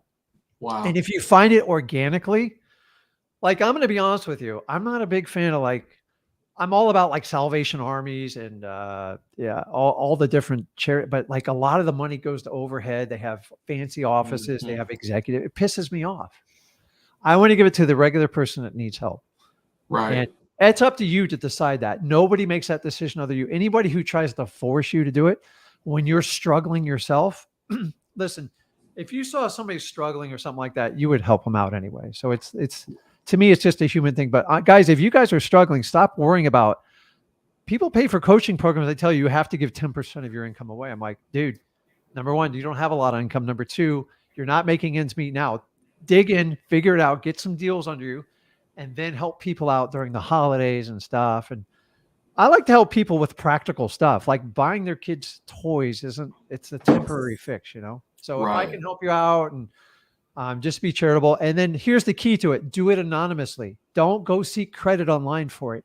Pisses me off, man. You don't get credit. Like, that's not how the world works. Give and don't expect anything in return. And that feeling is more satisfying than anybody could ever tell me to give to the church, Salvation Army, Goodwill. I do all that stuff anyways, but I'm just telling you, so many people are struggling. Like, take care of your family. When you get it right, then you go, okay, let's give to this as a good cause, and you write it off and it's all good. But doing it organically, oh my God, dude, like night and day.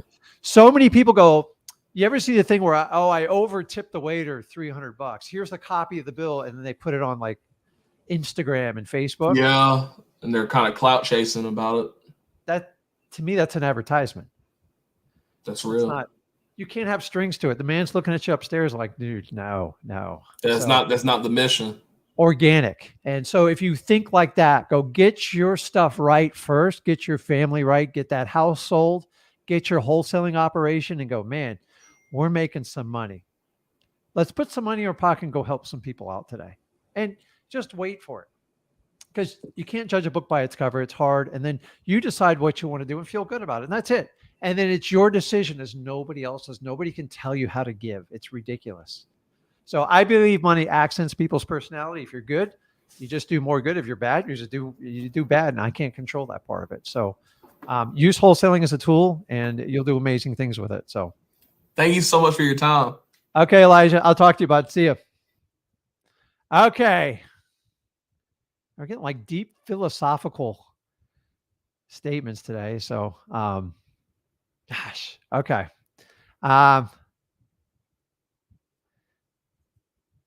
MJ says, what's the fastest you closed on a deal that was double closed? I've literally done it like in a minute. Like, in a perfect world, that's how it works. I've had a double closing stretch on for like a week before. Crazy stories. Long story. I'll do another video on it.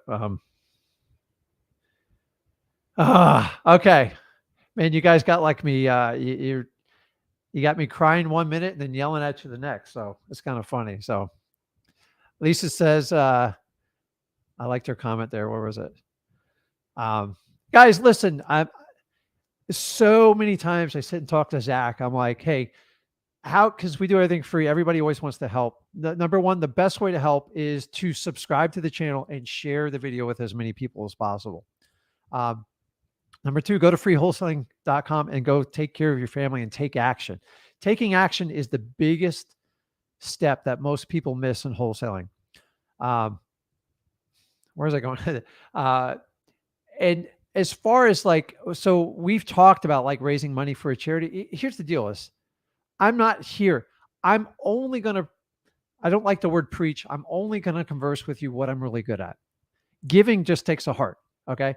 So then I got to go, okay, which charitable group do we pick? How do we do it? How do we do it with money? And honestly, I don't want people that don't have a lot of money to give to it. Like, honestly, if you guys want to give, just cut me out and give straight to your local community. It's the best way to do it.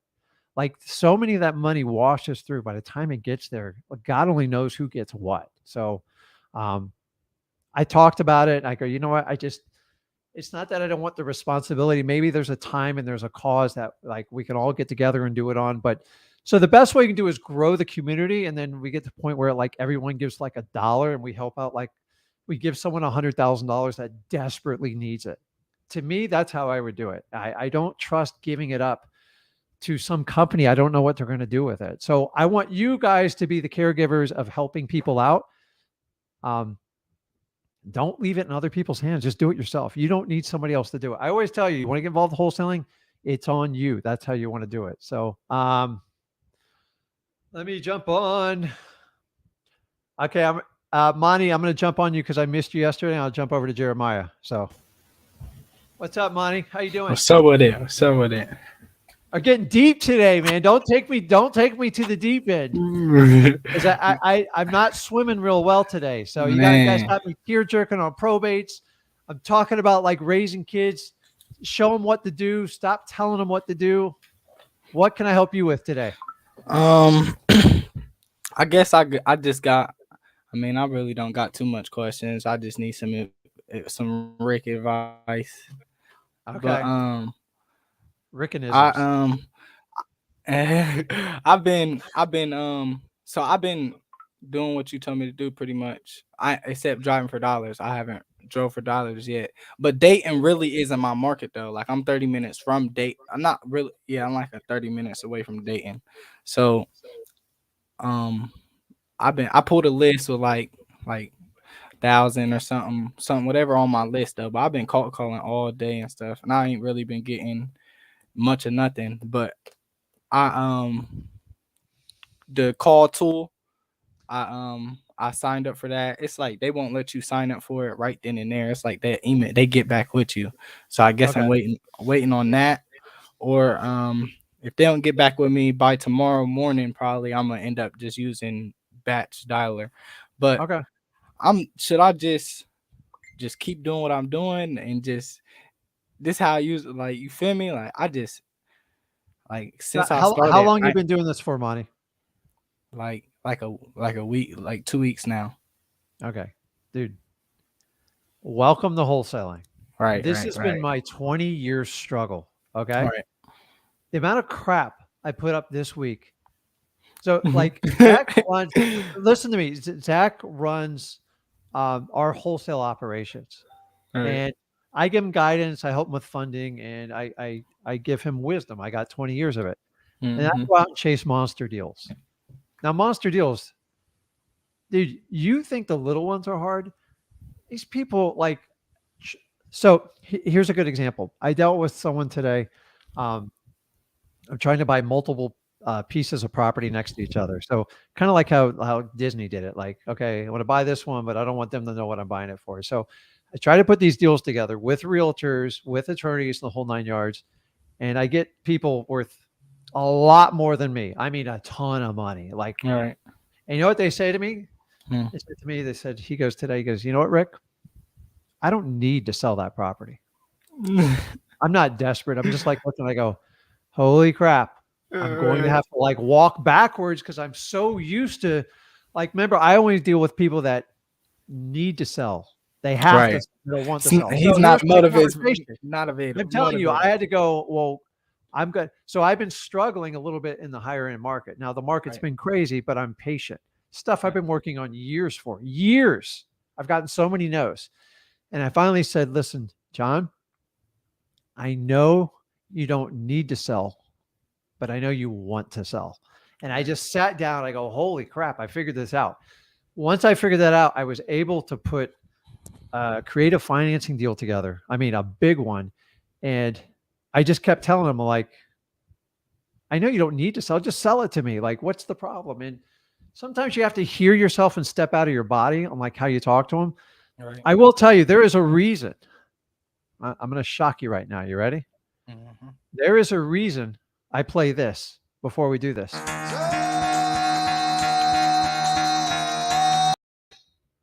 Okay, Right. dude, you got to have like. So let me ask, what's your favorite sporting event? Football. Yeah. Okay, who's your team? Steelers. Okay.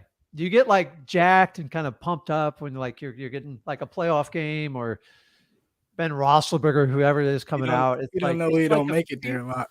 I know, but it's a feeling you get inside. And I'm telling you, like, I love football. Right. I love MMA, UFC, and I love to go to live events because I just love people.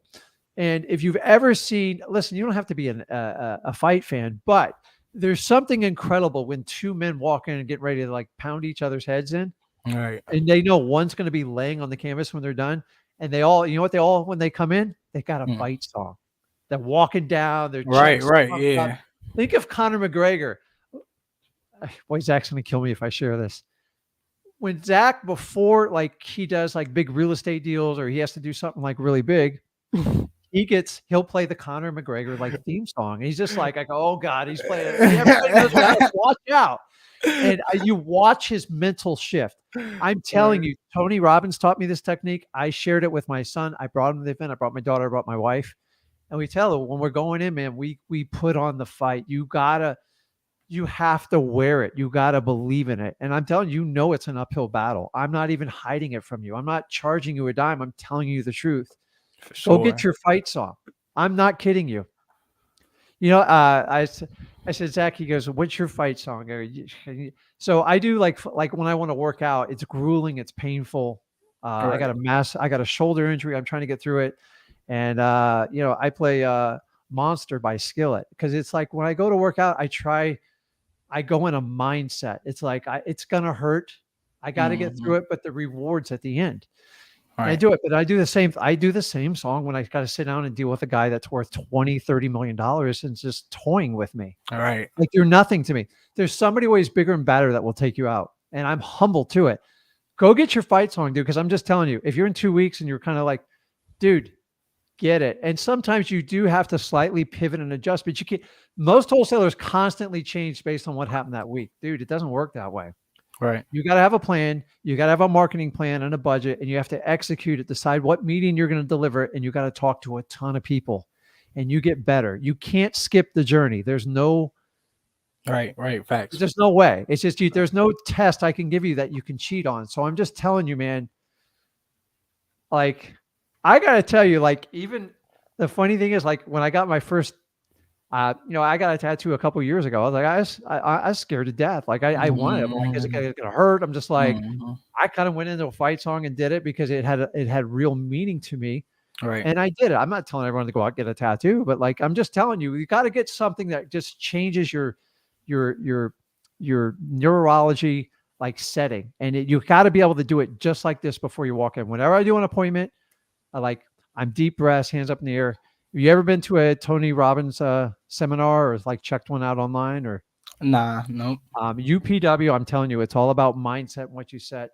I taught my son this at a very early age. He didn't even know I taught it to him. You've got to be the powerful person. You always have to be there. And so go get so what would your fight song be?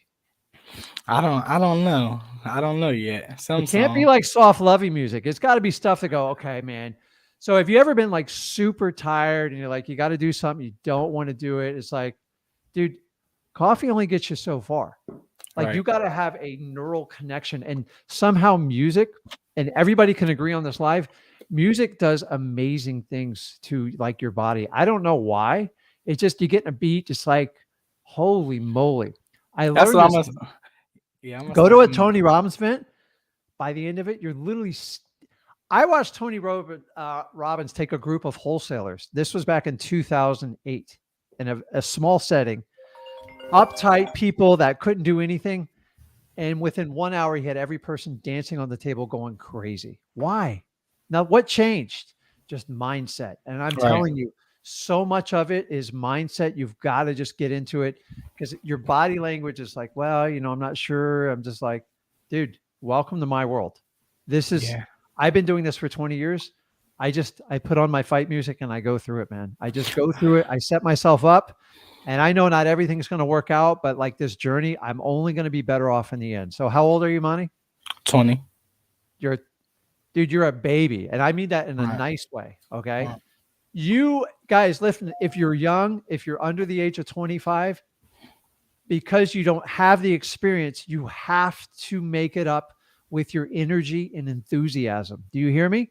Right. It has to be. You have to be a more excitable person, someone that's just, you're more dialed into the human senses. You're going to be a better listener.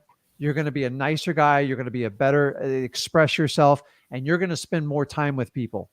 And when you get that, when an old guy comes along with me, I'm just like, okay, here's the house. I got a lot of money. It's, I'll give you 150,000. Like, you know what, dude, this money guy, I'm going to give him a shot, dude, because I like the type of person he is.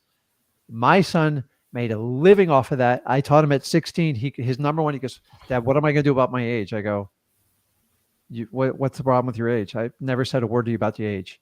Right. I'm here to tell you, once I got him over the age thing, nothing stopped him. So, dude, like, your age isn't a problem because you seem very, you like, it's not a problem. I talked to a guy yesterday. He goes, I'm worried about my age. I go, dude, you sound like you're 30 on the phone. Yeah, that's the 16-year-old. So it's all in our head, guys. Most of what we're finding is demons in our head. And that's what you have to understand. It's so important. The biggest roadblock you're going to have in wholesaling is the demons you fight in your head and taking action and being consistent with it. That's your $10,000 program. That's what coaches won't tell you. Once they give you your money, they might, the good ones will tell you that. The other ones are like, they're going to fluff you the entire time. You know why they're going to fluff you? I got to get you through the 30-day chargeback period. Right. That's the reality of it. You know why they all offer a 30-day refund policy? Because the credit cards mandate it by law. It's not their policy. Right. If they were really good, they go, listen, I'll give you a year to get out of the program. If I don't deliver for you, get out. I'll give you your money back. I was seriously contemplating doing that. I'm like, let's just give it away for free. So, oh my God, dude, like right here, ready to put up like Lincoln Park, dude. I lose my mind. Like, I love that stuff, man. You got numb, like it goes on and on. Breaking the habit. Oh my gosh. So, hey, I got one more question. I would play music all day on this thing, but I can't because of the licensing rights. So, that's why we play the Fitbit guy, because we worked out an agreement and we're fine. And he was like, man, I love what you do. Like, let's go for it. And that's what I thought. Yeah, and by the way, unless you ask, you don't get it. I asked, we got it. And that's what you need to do. So you got to just get excited. Go get your fight song. I want to know, like, next time you come on here, what your fight song is. And I want to hear it playing in the background, man. It's like, there's something about music. Like, a lot of people don't talk about it, but it just connects your nervous system. Like, it's crazy. So I look at like MMA, they're going to go out there and beat each other up. Like, let's find out your fight song. So, dude, I got work on your head. Question. You got it. I got one more question if you don't go mind. ahead, or Jeremiah's going to kill me. All right, my fault. My skip tracing. This would I use True People, and that's True People search. So once I get my skip tracing, I get like 5 numbers every person. I gotta go through every. So should I just? So is it that use that or paid, or should I pay for one? Personal decision. Depends on your volume. But what do you personally think? Like, well, I see. So I run a pretty good sized business, so we have to have it. In the beginning, I never used it. 7 years, I didn't even know what skip tracing was. So I did it before, so you can do it without it. True People, you know what the problems are. You get a lot of numbers and it's hit or miss. Like, that's the free option. But so the only way you can grind out it is with volume. So I can't make that decision for you. You're going to have to make it. And you know what? Here's the best part, Monty. You might make the wrong decision, but that's how you're going to learn in this journey. You're not going to go broke over it. It's not a lot of money. Right. So if it doesn't work out for you, you have the option of getting out of it. Or if you're driving yourself with the True People search, then switch over and see if it's going to be a help for you. The services we recommend are stuff we use in our business. It makes my life beautiful. Right. It is not required for you to get started in wholesaling. So listen, dude, I need a fight song. Actually, I need it like right now. Who is it? Yeah. What is it? Just give me a I don't know, man. I'll probably little baby or something. Yeah. So, okay, bud, I'll talk to you soon. I'm just telling you, man, you're only 2 weeks in the journey, man. Like, you got so much. There's going to be amazing opportunities. Remember, entrepreneurship's like a roller coaster, man. Get used Alright. to it and embrace it because it's what's going to make you the man you're going to become. And you're starting at like a very early age, and I commend you for it. So you got it. All right, thank you. Okay. Jeremiah, I'm hopping you on, but you got to get straight to the question or I'm going to get in trouble here. Got it. How you doing, man? I'm good today. Can you hear me? Yeah. Oh, perfect. Yeah, I appreciate all the games today. Okay, here's a question. So I have a property, and I guess it's a probate, but it's in a trust. It's in an area maybe 2 hours away from me, close to a national park. Okay. They haven't signed it, and I'm talking to the not the person that has authorization to sell the estate. It's like they have a barrier between him. It's his brother-in-law. And Okay. My question is this. The property sits on 2 acres worth of land, and Yeah. I don't think that 4 acres worth of land in California, excuse me. So, and I don't, when I look at the price for what it would take to fix it just from the pictures and what they probably are going to want for this piece, I mean, I don't think that there's going to be much profit margin. I might be confused. Yeah, But dude, you're answering your own question. so here's the question. How do I sell it as a piece of land? Or how do I find a guy to sell it a piece of land in the area without using PropStream? What would you suggest? You just gave me so much information. You got to turn the volume down because I'm getting like double feedback from you there. Okay. Here's what I'm going to do. Stay on here because I'm getting feedback from you, and when I hang up, I'll help you out. Okay. So don't get off there. Okay. Because it's just because I got to ask a lot more questions, and I don't want to tie everybody up. So I'm not ignoring you. So Yeah. The people I missed, Juan, Victoria, I promise you, if you come on Tuesday, Wednesday, Thursday, or Friday, I promise you I will get to you. I think we've helped out like a lot of people today. Guys, listen, I'm going to just take you off. Hold on, Jeremiah. If you're new to this channel, do me a favor, hit that subscribe button, share the video. If you're getting value from it, I want to help out as many people as possible. Hit that subscribe button. You can go to Flip with Rick YouTube channel. You can go to Zach Ginn's channel. He does a little bit different content there. And I have a personal channel, Rick Ginn, which I'm going to start releasing very just kind of fun stuff, maybe some advice for fathers and parents and mothers and people to help them out.